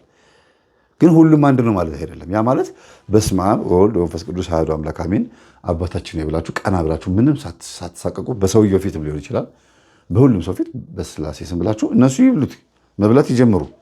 እናንተ ጸልያችሁ ያን ነገር መብላት። አቦ ምንድነው በስመ አብ ብላችሁ ካልሽ ይበቃል። የምን አባታችን የማምሩ ይገቡበታል አይደል? ጸልያችሁ መብላት እናንተ ጋር አይጠጋም ብቻ አይደለም፣ የዚህ ነገር ተጠቂም አትሆኑም። ከዛ ድርጅት መልቀቅ ስትፈልጉ መልቀቅ ትችላላችሁ። ደሞዝ ጨምሩልን ስትሉ ተደማጭ ትሆናላችሁ። ምንድን ነው የሚባለው? የፈሲታ ተቆጢታ የሚባል ነገር እናንተ ላይ አይኖርም። ደሞዝ ጨምሩልን ባላችሁት የሚጮህባችሁ ካለቃችሁ ነው። ራሳቸው መጨመር ሲገባቸው መልሰው እናንተን ይቆጧችኋል። ራሱ ፈሱን ጢጥ አድርጎ ማን ነው ብሎ እንደሚለው አይነት ነገር ሰው ነው። በገዛ ደሞዛችሁ ትሸማቀቃላችሁ ማለት ነው። ሌላው ትልቁ መጥፎ ነገር ደግሞ እንደዚህ ድግምት ምናምን የሚደገምበት ምግብ አምጥተው ብሉ ብለው ሰራተኞቻቸውን የሚያበሉ ሰዎች ማለት ነው። መጥፎ ነገር ማለት ነው። ከድርጅቱ ሰራተኞች ጋር ያላቸው ሪሌሽንሺፕ ወደ ዝሙት እንዲያልፍ ያደርገዋል። እንደገና ሲወጡ የአገልግሎት ገንዘባቸው እንዳይሰጣቸው እስከ መካሰስ ይደርሳሉ። የአገልግሎት ገንዘብ ማለት ብዙ ዓመት ሰርተው ሂድ ከዚህ ብሎ ማባረር ተካሰው ምናምን ነው ገንዘባቸው የሚቀበሉት። እንደገና ደግሞ ገንዘባቸው ተገቢ ግብር ካልገበሩ እነዛ ሰዎች ወይም ግብር ሳቸው የመንግስት ግብር አይደለም የአጅሬውን ግብር ማለት ነው ካልገበሩ እቃ ይጠፋል፣ እቃ ይሰበራል። ያ እናንተ በመተት ጉልበቱን ያሰራችሁት ወይም ደግሞ ባሪያ እንዲሆን ያስደገማችሁበት ሰው ቤት ውስጥ ዋጋ ያስከፍላችሁ። ቴሌቪዥን ይሰበራል፣ እቃ ይሰበራል፣ ማሽን ይቃጠላል፣ ምን ይላል፣ ብዙ ነገር ውስጥ ጥፋት ውስጥ ይከታችኋል። ከዛ ከመንፈሳችሁ ጋር የምትታረቁት ወይ ያ ሰው ተባሮ ነው ወይ ደግሞ እዛ ቤት ውስጥ ሆኖ ደግሞ ማሽን ከሆነ እጁ እዛ ማሽን ውስጥ ይገባል፣ እጁ ይቆረጣል፣ ወይ ደግሞ የሆነ ነገር አይኑ ይጠፋል፣ የሆነ ነገር ይገባል፣ ጠርሙስ ከሆነ ይቆረጣል፣ ከስተመር ጋር ይጣላል፣ ይደባደባል፣ ብዙ ነገር ይፈጠራል። በሌላም ገንዘብ ይዞበት ሊሰወር ሊጠፋ ይችላል። እና የሆነ የምታዝኑበት ነገር ይመጣል ነው ብቻ ባጭሩ። እኔ ምሳሌ ነው ያቀረብኩት። እና እነዛ የድግምት ያደረጋችሁባቸው ሰዎች ዋጋም ያስከፍሏችኋል፣ እናንተም ዋጋ ታስከፍሏችኋላችሁ። ሁለታችሁም ከንቱ ነው የምትሆኑት። የሚያስጠላው ነገር ይሄ ነው። የሰይጣን ጥሩ የለውም፣ የሰይጣን አዛኝ የለውም፣ ውለታ አያውቅም። እንዴት ከሰይጣን ጋር ለመስራት ሰው ይዋዋላል? አጋንንት እንደሆነ እየታወቀ የእናቴ አባት ዛር የከራማ የሚባለው ሰይጣን እንደሆነ እየታወቀ እንዴት ከሱ ጋር ተጣምረው ይኖራሉ ሰዎች? ድሃ ሆኖ ጎመን እየበሉ ከእግዚአብሔር ጋር መኖር አይሻልም? ሀብታም ሆኖ ጮማ እየቆረጡ ጠጅ እየጨለጡ ውስኪ እየተራጩ ቤቱ በአማረ ቤት ውስጥ እየኖሩ በሰቀቀን ከመኖር ከእግዚአብሔር ርቆ ከመኖር እውነቴን እኮ ነው። አንዳንዴ እንደው ቅድም ሲጀምር የተናገርኩት ምንድን ነው መንፈሳዊ ሕይወት ያለው ውጣ ውረድ ይሻላል ያልኳችሁ ለዚህ ነው። መንፈሳዊ ሕይወት ያለው ውጣ ውረድ ስኬታማነቱ የታወቀ ነው። ትርፋማነቱ የታወቀ ነው። እንደገናም ደግሞ ኪሳራ የለውም። ለዚህ ነው ቅዱስ ጳውሎስ ከእግዚአብሔር ጋር ሆነን መከራ ብንቀበል ትርፋማ እንሆናለን። መከራ ብንቀበል የሚሻለው ለዓለም ስንሰራ ሳይሆን ለጌታ በጌታ ስም ተጠልተን ተሰድበን ቢሆን ይሻላል ብሎ የተናገረው እና ሁሉም ሀብት ጊዜያዊ ነው። ልጆቻችሁ ልታሳድጉበት ትችላላችሁ። ቆንጆ ቆንጆ ልብስ፣ ቆንጆ ቤት፣ መኪና፣ በቃ የሚገራርም ነገር ልታደርጉበት ትችላላችሁ። ሁሉ ነገር ግን ጊዜያዊ ነው። ልጆቹ ካደጉ በኋላ የዛ የጥንቆላው፣ የአስማቱ፣ የመተቱ፣ የቆሻሻው፣ የኮተቱ ውጤት ልጆች ላይ በደንብ ይታያል፣ ህይወት ላይ ይታያል። እንደው ምንም ችግር የለባቸውም ብላችሁ ትዳር እንኳን ከያዙ በኋላ ልጆቻችሁ ፈተው ይመጣሉ ቤታችሁ፣ ዲቃላ ወልዶ ይመጣሉ። ከባልና ከሚስት ጋር ሁሌ መናቆር ነው። ይህች ልጅ አባቷ መስለ ወጣች፣ አባቱን መስለ ወጣ፣ እናቷ መስለ ወጣች፣ እናቷ መስለ ወጣች። በቃ ሁሌ እንደዚህ ነው የምትሉት። ከዛ እንዲያውም የልጆቻችሁ ደጋፊ የሆናችሁ ባሎቻቸውን ወይ ሚስቶቻቸውን መንቀፍ ወይ ደግሞ ልጆቻችሁን እየሰደባችሁ እየረገማችሁ የጎረቤት ልጅ አግብቶ ደስ የሚል ተላይፍ ይኖራል፣ ቆንጆ ህይወት ይኖራል። እናንተ ተሳቃችሁ ትኖራላችሁ። እና ለመታችነትም የምትዳረጉት ውጤቱ ሲታይ ነው። በሐሜት መጎሳሰብም ስላለ ጸብም ስላለ የእሷ ልጆች ጥሩ ትዳር አላቸው ልጆቿ፣ የእኔ ልጆች እንደዚህ ሆኖ ከንቱ ሆኖ ቀሩ ብሎ ይሉና ምቀኛ ታፈራላችሁ። እናንተ በምታስቡት ሀሳብ ደግሞ ልጆች ይጎዳሉ ማለት ነው። እና ብቻ ዘርዝሮ መናገሩ አስፈላጊ አይደለም። የምታውቁትን ነገር ነው እየደገምኩ ያለሁት። ትምህርቴን በተለይ የምታዳምጡ ሰዎች ለብዙ ሰዎች ይሄ ነገር ሼር አድርጉ። እግዚአብሔር ስሙ የተመሰገነ ይሁን። በዚህ ቤተሰብ ውስጥ ያለውን መንፈስ ተወግዶ እኛ እንድንማርበት ዛሬ እንዲህ አድርጌ ሳቀርበው እኔ ራሴ እንደዚህ እንደማቀርበው አላውቅም። ምን አድርጌ አሁን ይህን ትምህርት ማስተምረው ምኑን ከምኑ አገናኝቼ ነው? ግን ራሱ ስክት ይልልኝና ይገናኛል። በቃ ለምን ቦታው ላይ ስለነበርኩ። ታሪኩ ላይ የነበረ ሰው እንዴት መናገር እንዳለበት ሊያውቅ ይችላል። ግን እግዚአብሔር መንፈስ ከሌለ ደግሞ በዚህ ልክ ላብራራው አልችልም።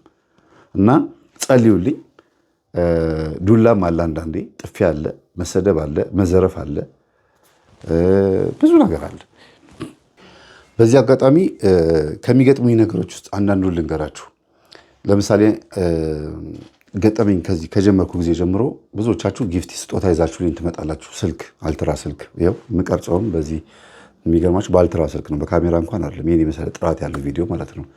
እግዚአብሔር ይስጣችሁ። ግን ምንድነው እንዴ ቁጭ ብለን እየተወያየን እየተጫወትን እያለ ድንገት መንፈሳቸው ተነስቶ ስልኬን ብድጋው ፍርጥ ያደርገዋል። ክስክስ ይላል። ገጠመኝ ሳለቅላችሁ ሳምንት ወይ 2 ቀን 3 ቀን እንትን ብለው በሌላ ስልክ እየቀረጽኩ ምናምን ነውና ከዛ ደግሞ ራሳቸው ቤተሰቦቹ ደግሞ አሁን አንዱ የአረብ ሀገር የምትሰራ ልጅ የዛሬ 2 ዓመት እንደዚህ እያዋራኋት ስልኬን አንስታ ክስክስ አደረገችው እና ልትሄድ ስትል ነው ያዝኩት መንፈሱን። የሚገርማችሁ አሳዘነችኝ በእውነት። ስልኩን ከላከችልኝ በኋላ ነው ያወቅኩት እኔ። ስልክህን ሰበረ ባህር ሌላ ያለው መንፈስ። መምህርዬ 6 ወር የሰራሁበትን ብር ስልክ የገዛውልህ በቃ ስለሰበርኩብህ ወይም ስለሰበረብህ ነው እና ለሰይጣን አዝነሽ ነው እንዴ ሰበረብህ ብዬ ልክ እናት ልጇ የሆነ ነገር ሲያበላሽ ይቅርታ አድርጉለት ለልጄ እንደምትለው ለሰይጣን ይቅርታ እንዳደረግለት ነው እንዴ 6 ወር የሰራሽበትን ገንዘብ ስልክ ገዝተሽ ትልኪያለሽ ብዬ በጣም አዝኜ ስልኩን እንደገና መልሼ ሸጬ ገንዘቡን በአካውንቱ ላይ ያስገባሁለት። ይሄን ያደረኩት ለምንድን ነው? አይቀበለውም፣ ህሊኔ አይቀበለውም። ግን በጣም ብዙ ጊዜ የሚያጋጥመኝ ስልኬን ፊት ለፊት የማስቀምጠው ሪከርድ ስለማድረግ ነው። ግን እሱም አይመረኝም ደግሞ ያውቀዋል መሰለኝ። ብድግ አድርጎ ወደ አስፋልት ይወረውረዋል ወይ ያጋጨዋል፣ ስንጥቅ ይላል። ለምሳሌ ይሄ ቪዲዮ ተመልከቱት። ይሄ ቪዲዮ ባህር ዳር አቡነ ገብረ መንፈስ ቅዱስ ገዳም ነው ሰለሞን ተርቢኖስ ወደ በርሜል ጊዮርጊስ የሚወስዳቸው ተጓዦቹ ናቸው፣ የኔ ተማሪዎች ናቸው። እንዳለ ወንጌል አስተምሬ ከጨረስኩ በኋላ ዘማሪው እየዘመረ ዝማሪው ደስ ስለሚል ተነስቼ ቪዲዮ መቅረጽ ጀመርኩኝ እና እቺ የምትጮኸዋ ልጅ የምታዩት ገና ተንበርክካ ጎንበስ ቀና የምትለዋ ልጅ ያያችኋት ልጅ ከአረብ ሀገር ነው የመጣችው። ታስራ ነው የመጣችው፣ ተጠርዛ ነው የመጣችው እና እኔ የማሳረፋቸው እህቶች መካከል መታን ያረፈችው እና ኦልሬዲ መንፈስ እንደሚጮህባት አላውቅም። እሷም እንደዚህ እንደምትጮህ አታውቅም። የመጀመሪያ ጊዜ ይመስለኛል የጮኸው እና ቦርሳዬን እቺ አንገቴ ላይ የማነገታትን ቦርሳዬን እንደዚህ የሚይዝባት ሞባይል ቻርጀር ምናምን የሚይዝባት ቦርሳ አለችኝ እና ላስተምር መድረክ ለውጣ ስለሆነ ያዥልኝ ብያት እኔ ደግሞ መውጣት። ከዛ ቀኑ ሙሉ ስመክራ እኔ ጋር መታ በፊት ከ3 ቀን ከ4 ቀን በፊት ስለመከርኳት ስላስተማርኳት ምን ስላልኳት ተናዷል መሰለኝ መንፈሱ። ህይወት ታሪኳን ጠይቂያት ቢሮዋን አንጥቼ ማለት ነው እና ተበቀለኝ። ቦርሳውን እንደዚህ እንደያዘችው የታችኋል ጎንበስ ቀና ስትል ልጇን ወደ ኋላ አድርጎ በቃ እንደዚህ እንደምታለቅስ ልክ ልጇ እንደሞተባት እናት ወይም ሚስቱ እንደሞተችበት ባል ወይም ደግሞ ብቻ የሆነ ነገሩ እንደተለየው ሰው ወይኔ ወይኔ ወይኔ እያለ በዝማሬው መካከል ያለቅሳል፣ ይጮሃል። ከዛ ያው እንደምታዩት ቦርሳውን በድጋጉ ፍርጥ አደረገ። በዛ መካከል አሁን እንግዲህ ማሳያችሁ ስልክ የምታዩት ስልክ ተሰንጥቆ ስክሪኑን እንትንም ነበረ ዲጂአይ ማይክ ነበር አንድ ወንድማችን የገዛልኝ። ይሄ ማይክ ማለት ነው። አሁን የምቀረጽባት ተሰርታ ነው አንዷ ማለት ነው። ኦልሬዲ ይሄኛው ተሰብሯል፣ ተበላሽቷል እንደኛው እና ይሄ ሁሉ ብልሽሽታል። ተሰንጠቀ ስልኬ። ዶክሜንት የዛ ውስጥ የነበረው ዶክሜንት ምናምን በቃ ፌል አደረገ። አገኘኝ አልኩኝ በቃ እና እኔም አልለቀውም እሱም አይለቀኝም። ከዛ ደግሞ የሚገርማችሁ ነገር ይሄው መንፈስ ቦርሳዬን ሞባይሌን ከፈጠፈጠው በኋላ ደግሞ እንደገና ሊያመልጥ ሊያዋ ላይ ሆኖ ይዟት ደግሞ ሊወጣ እንግዲህ ቤተክርስቲያኑ በጫካ በእንትን የተከለለ ነውና ሮጣ ካመለጠ ወደ ጫካ ነበር የምትገባው። እነ ሰለሞን ናቸው ሮጦ የያዟት ወደ በር አካባቢ። ሁሉም ሰው መንገድ ከፈተላት እየፈራት እንደ ቪዲዮ እንደምታዩት ማለት ነው። እና መጨረሻ ላይ ተያዘች። ያ ምንድነው መንፈሱ በጣም ተናዷል በመያዙ። በዝማሬ የሚቃጠል ሰይጣን እንደዚህ ቀሽም የሆነ ሰይጣን ነው ነግሶብን ላያችን ላይ ተቀምጦ መከራ የሚያሳየን እኮ እና ጥፋት ሁሉ የሰይጣን ነው። ይህንን ርዕስ እንዳነሳ ምክንያት የሆነ ምንድነው አልጋ ባልጋ አይደለም ገጠመኝ የምናቀርብላችሁ፣ ያለንን እያጣን ነው። ስልክ ማለት በአሁኑ ሰዓት ዋና ነገር ነው አይደለም? የህይወት ዋና ክፍል ሆኗል ሁሉ ነገር። መንግስት ራሱ እንኳን ይሄን አውቆት እንትን ሞባይል ባንኪንግ ምናምን ቴሌብር አለው ምናምን ብሎ በስልክ ነው ሁሉ ነገር እና ያለንን ነገር አሳጥቶ ሊያናድድ ሊያበሳጭ መሞከሩ ብቻ አይደለም፣ እልኩን መወጣቱ ብቻ አይደለም። እንዲሁ አልጋ ባልጋ አይደለም የምናመጣው ትምህርቱን። አንዳንዴ ተበሳጭቼ ሁሉ ገጠመኙን ተኮሳትሬ ዛሬ መምህር ተኮሳትሬ ተቆጥተ ያስተማርከው ወይም ደግሞ ላይቭ የገባኸው ትሉኛላችሁ። እንዲያ ነገር ስለሚያጋጥመን ነው። ምክንያቱም ብዙ ፋይል ብዙ ዶክሜንት ምናምን ኖሮት ፌል ሊያደርግብን ይሞክራል። የአይቲ ባለሙያዎች ሞባይል እንትን የሚሉ ሰዎች ፋይላችንን ቀስ ብለው እያስተካከሉ ፋይሌን መልሶ ይሰጡኛል እንጂ ብዙ ነገር ያጋጥማል። እና ለምን እንደዚህ ሆንኩ አትበሉ። የሆነ ነገር ስትጀምሩ ቻሌንጅ አለው ወይም ደግሞ ነውጥ አለው። ነውጥ ነው ቻሌንጅ አይደለ? ወይም ደግሞ የሆነ ፍልሚያ አለው። አልጋ ባልጋ የሆነ ነገር አትጠብቁም፣ ደግሞም አይሆንምም። የሆነ ቦታ ላይ ስታክ ታደርጋላችሁ። ቆም ብላችሁ ገንዘብ ባታጡ፣ ጤንነታችሁ ባይነካም፣ ግን መንፈሳዊ ህይወታችሁ ወደፊት አንድ ስቴፕ እንዳትሄዱ የሆነ ቦታ ላይ የሚያስቆም ነገር አይጠፋም በህይወታችሁ ውስጥ። ስለዚህ እኔ ይሄንን ገጠመኝ ለእናንተ ለማቅረብ 6 ወር 5 ወር ለፍቼ ያቀረብኩት። ይኸው ዛሬ 5 ወር እንግዲህ ሞላው እኔ እንኳ ከጀመርኩት። ታዲያ በ5 ወር ውስጥ የስንት ሰዓት ገጠመኝ ሰብሰብ አድርጌው ሳቀርበው እናንተ ፓስ እያደረጋችሁ ወደፊት እያሳለፋችሁ የምታዩት ከሆነ ማነው ትዕግስተኛ? የእውነት ትዕግስታችሁ በዚህ ይለካል። እና ቢያንስ እንኳን ጨርሶ ገጠመኝን ማዳመጥ ልመዱ። ገጠመኙ ካዳመጣችሁ በኋላ በተግባር መንፈሳዊ ህይወትን መኖርን ተለማመዱ። የደከምንበትን ገጠመኝ ለእናንተ ስናቀርብ ቢያንስ እንኳን ለሰዎች ሼር ማድረግ።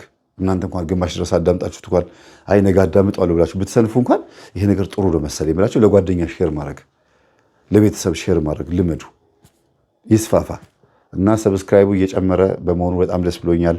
አመሰግናለሁ። እግዚአብሔር አክብሩልኝ። በዚህ አጋጣሚ ነውና ወደ ታሪካችን እንመለስ። መንግሥተ ሰማያት ቀርባለችና ንስሐ እንግባ። እንደዚህ ነው። በሄድኩበት ቦታ ይጋፈጠኛል። ግን ደግሞ በጣም ደስ የሚለኝ ነገር ከሁሉ ነገር ምንድን ነው? ታሪኩን ዘክስጌበት አውጥቼ ገጠመኙ እንደዚህ ካቀረብኩት በኋላ አዲስ መንፈስ በቤተሰባቸው ላይ ይያዛል። በቃኝ አሁንማ በአደባባይ ተጋለጥኩ ብሎ ምናምን ይሄ መጋለጥ። አሁንም ይሄ ቤተሰብ እርግጠኛ ነኝ ገጠመኙ ከወጣ በኋላ አዲስ መንፈስ እንደሚያዝ። አዲስ ስላችሁ ሌላ ከሌላ የመጣ ሳይሆን ያደፈጠ የተደበቀ ጸበል ከሚይዘኝ ብሎ ቀድሞ ጓሮ የተደበቀ በየሽንት ቤቱ በየተላው በየምኑ ይደበቃል አይደለም? በየቆሻሻ ልብሱ ላይ እንደዚህ አይነት መንፈስ የመጋለጥ የመያዝ እድሉ ብዙ ጊዜ ሰፊ የሚሆነው መቼ ነው? ገጠመኙ ከወጣ በኋላ ነው። እና ቢሰብር ስልክ ነው ያው በጭላንጭል እየተቀረጽኩ ነው። በአንድም በሌላ መንገድ ግን መንፈስ እስከ መጨረሻ ድረስ ይፋለማል። አባ እንጦንስ ምንድን ያደረጋቸው? እኔ አቅም የለኝም አንተን የማሸነፍ ኃይሌ እግዚአብሔር ነው እያሉ ሲፋለሙት ቆዩና ልክ ገነት ሊገቡ የገነት በር ላይ ሲደርሱ አሁን አሸነፍኩ፣ አሁን አትችለኝም ብለው ገነት ገቡ ይባላል። እሱም እስከ ገነት በር ድረስ ይከተላቸው ነበር ይላል። ስለዚህ ይፋለማል፣ እኛም እንፋለመዋለን። ወጥራችሁ መያዝ አለባችሁ። እነዚህ ልጆች የአባታቸው መንፈስ ለመያዝ የሄዱበት ርቀት በጣም ብዙ ነው። እንዲህ ብዬ የምዘረዝረው ነገር አይደለም። ብዙ ሰፊ እንዳይሆንብኝ ብዬ ነው። የእናታቸው መንፈስ ለመያዝ የሄዱበት ርቀት የእነሱ እንኳን መንፈስ አላስቸገራቸውም እንደዛ። ለምን ሲባል 30 ዓመት 40 ዓመት የተገበረለት ደብተራ ጋር ተሄዶ ደም የተገበረለት ብዙ ገንዘብ የተከፈለበት ብዙ ዋጋ የተከፈለበት ላብ የፈሰሰበት እሽታ ያለበት ፈቃድ ማለት ነው። ስለዚህ ሰይጣኑ በቀላሉ አይለቅም። የእግዚአብሔር ኃይል እንኳን ቢመጣ የኛ ነፃ ፈቃድ ደግሞ መንፈሱ እንደገና እንዲቀመጥ ያደርገዋል። ለዚህ ነው ክርስቶስ መዳን ትወዳለህን ሲሉ አዎ ጌታዊ ሲሉ እምነት አድነዋል። በእስራኤል እንዲህ ያለ እምነት አላየሁም፣ ከቶ እንዲህ ያለ እምነት የለም እያለ ክርስቶስ የሚመሰክረው ለምንድን ነው? መዳን ከእምነት ጋርና ከምስክርነት ጋር ነው። አዎ ብሎ ከማመን ጋር ነው። ሰይጣን ለዚህ ነው 5 ሳንቲም ብትሆን ግብር ስጡኝ ልስራላችሁ ይላል። ሰይጣን እኮ 5 ሳንቲም ፈልጎ አይደለም፣ እሺታን ስለሚፈልግ ነው። ያቺ 5 ሳንቲም፣ ያቺ 10 ሳንቲም፣ ያቺ $100፣ ያቺ የምትልኳት ነገር የልባችሁ ፈቃድ ለሰይጣን እንደሆነ ስለሚያውቅ ነው። አቴቴ ጨሌ ቤት ውስጥ አለ ማለት ሰይጣን እዛ ቤት ውስጥ እየተመለኩ ነው ብሎ ነው የሚያስበው። እነዚህ ቤተሰቦች እኔን ፈልገውኛል፣ ልጆቹ ባይፈልጉኝ ባያውቁኝም እናት ግን ትፈልገኛለች፣ እኔ ከዚህ ቤት እንድወጣ አልፈለገችም ብሎ እንደ ራዳር እንደ አፓራተስ እንደ ይሄ የዋይፋይ ዕቃ ራውተር ብላችሁ አስቡት። ዋይፋዩ እናንተ ስልክ ላይ ይሰራል፣ ራውተሩ ግን ግድግዳ ላይ ተለጥፏል። እንደዛ ነው ሰይጣን የሚሰራውና ፈቃድ ነው የሚፈልገው ሁልጊዜ ከህይወታችሁ ውስጥ ፈቃድና እኔ በአንድም በሌላ መንገድ አጋንንትን ማሸነፍ የምፈልገው በምንድን ታውቃላችሁ? በመጠመቅ ብቻ አይደለም፣ በመጾም በመጸለይ በስግድ ብቻ አይደለም፣ ይቅርታ በመባባል ሰይጣን እንዲዋረድ እፈልጋለሁ። በመንቃት በመማር ሰይጣን እንዲዋረድ እንዲቃጠል እፈልጋለሁ። በትዕግስት አይደለም፣ በትዕግስት ከዛ በዝማሬ በዚህ ሁሉ ሰይጣን እንዲቃጠል እፈልጋለሁ። ይሄ ደግሞ ሆኖ ተሳክቶ አይቻለሁ። እናንተም እንድትጋሩኝ ነው ይሄን የምነግራችሁ። የማይሰራ ቤተክርስቲያናዊ የሆነ መሳሪያ የለም። ሁሉም በተግባር ላይ ከዋለ እጃችሁና እግራችሁ ሁሉ ነገራችሁ እንደምንሽር ቃላችሁ ደግሞ እንደ ጥይት ሆኖ ሰይጣን ያው ይረፈርፈዋል ማለት ነው። ለዚህ ነው መዝሙር 90 ላይ ያለውን ጸልዩ እንለው። አሁን ይሄን ገጠመኝ ከጨረስኩ በኋላ ሁላችሁም በተቀመጣችሁበት ሞባይላችሁ ላይ ከሆነ ጸሎት መጽሐፋችሁ ላይም ከሆነ መዝሙር 90 አንብቡ፣ ወይም በሞባይል ከሆነ 91 መዝሙር 90 ወይም 91 በቀኝህ 1000 በግራህም 10,000 ይወድቃሉ አይደል የሚለው። እያንዳንዱን በቃ ሲናገር እዛ ውስጥ ያለውን ጠቅሶ ስታዩት በጣም የሚገርም ነው። በክንፎቹም ይጠብቃል፣ በላቦቹም ይከልልሃል። ዘንዶን ትረግጣለህ፣ እባቡና ጊንጡን ትረግጣለህ፣ ታሸንፈዋለህ። ቃል በቃል ነው የሚናገረው። እሱን ደጋግማችሁ በተለይ በቃላችሁ 16 ቁጥር ነው ያለው። በቃላችሁ ይዛችሁ ቶሎ ሁልጊዜ በቀን ቢያንስ 3 ጊዜ። እንዲያውም ጎበዝ ክርስቲያን ከዚህ ሰዓት ጀምሮ እንዲያውም በደንብ አዳምጡኝ። ጠንካራ የሆነ ክርስቲያን ወኔ ያለው መንፈሳዊ ሕይወቱን መቀጠል የሚፈልግ ክርስቲያን መዝሙር 22 እና መዝሙር 90 በቃሉ ሸምድዶ ማለት ነው ጠዋት 3 ሰዓት፣ 6 ሰዓት፣ 9 ሰዓት፣ 11 ሰዓት፣ ማታ 3 ሰዓት ምንም እኮ ደቂቃ አይፈጅም። ምናልባት የ1 ደቂቃ ወይ 2 ደቂቃ ነው ቢሆን ነው ደግሞ ምንዛም አይፈጅም። ከዛ በታች ነው ብትችሉ 2 3 3 4 4 7 7 ብትሉት ደገም እያደረጋችሁ የእውነቴን ብዙ ለውጥ ነው የምታመጡት። መዝሙረ ዳዊት የሚጸልይ ሰው ጠላቱን ለብቻ ወዳጁን ለብቻ ለይቶ ራሱን ለብቻ ለይቶ በደንብ አርቆ ቀይ መስመሩን አስምሮ ነው የሚኖረው። ሁሉ ነገር ደግሞ ሲከናወን ባይኑ ያየዋል። አርጋኑን ጸልዩ፣ ሰይፈ መለኮት፣ ሰይፈ ሥላሴ፣ ውዳሴ አምላክ፣ ውዳሴ ማርያም እነዚህ ሁሉ ጠቃሚ ናቸው። ሁሉም ግን የበለጠ ውጤታማ መሆን የምትፈልጉ ከሆነ መዝሙረ ዳዊትን እንዳትለቁ። መዝሙረ ዳዊት ማለት ከጥንት ጀምሮ እና አቡነ ተክለ ሃይማኖትም የጸለዩት ተአምር የሰሩበት ንጉሥ ዳዊት እውነተኛ ሆኖ ከእግዚአብሔር ጋር ኃጢአተኛ ሆኖ ከእግዚአብሔር ጋር የታረቀበት እውነተኛ ሆኖ እግዚአብሔርን ያስደሰተበት ልበ አምላክ የተባለበት የሚገርም የጸሎት መጽሐፍ ነው መዝሙረ ዳዊት። እንደ መዝሙረ ዳዊት በዚህ ምድር ላይ ኃይል ያለው ጸሎት የለም። ቀጥሎ ጌታችን ያስተማረው ምን ብለን እንጸልይ ሲሉት አባታችን ሆይ በሰማይ የምትኖር ብሎ ጌታችን አስተምሯል። ከዚህ ይበልጣል አይበልጥም አይደለም እያልኩ ያለሁት ወሳኝ የሚባለው ትልቁ ለውጥ በህይወታችሁ ላይ ማምጣት የምትፈልጉ ከሆነ መዝሙረ ዳዊት ጸልዩ። የፈለጋችሁትን ጸልዩ፣ ግን የበለጠ በጣም መጸለይ ያለባችሁን ብዙ ጊዜ ደጋግሜ ይናገራሉ። መዝሙር 90 ግን የትኛውም ክርስቲያን ቢለምደው ደስ ይለኛል፣ ቢጸልየው ደስ ይለኛል። ቤቱ ግድግዳ ላይ ለጥፎት ሊተኛ ሲል 3 4 በትልቁ በኤስሪ ሳይዝ ለጥፎት አንብቦት መተኛት። በቃ ልተኙ ስትሉ መንፈሳችሁ እርክት ነው የሚለው። የምታዩት ህልም ራሱ የድል ነው የማሸነፍ ነው የሚሆነው። እና በርቱ፣ ጠንክሩ። ይሄ ቤተሰብ ስላስደሰተኝ ነው በወኔ ሆኜ ያስተማርኳችሁ እንጂ ይደክማል። ከሰርግ ነው የመጣሁት። መልስ ቆይቼ ሌሊት ነው እየተቀረጽኩ ያለሁት እና ሰርግ በዝቶብኝ ትንሽ ደካክም ያለው። ደህና ደሩ። ከፊትህ ምንም ነገር ቢዘጋ እፍታህ በለው ይከፈታል።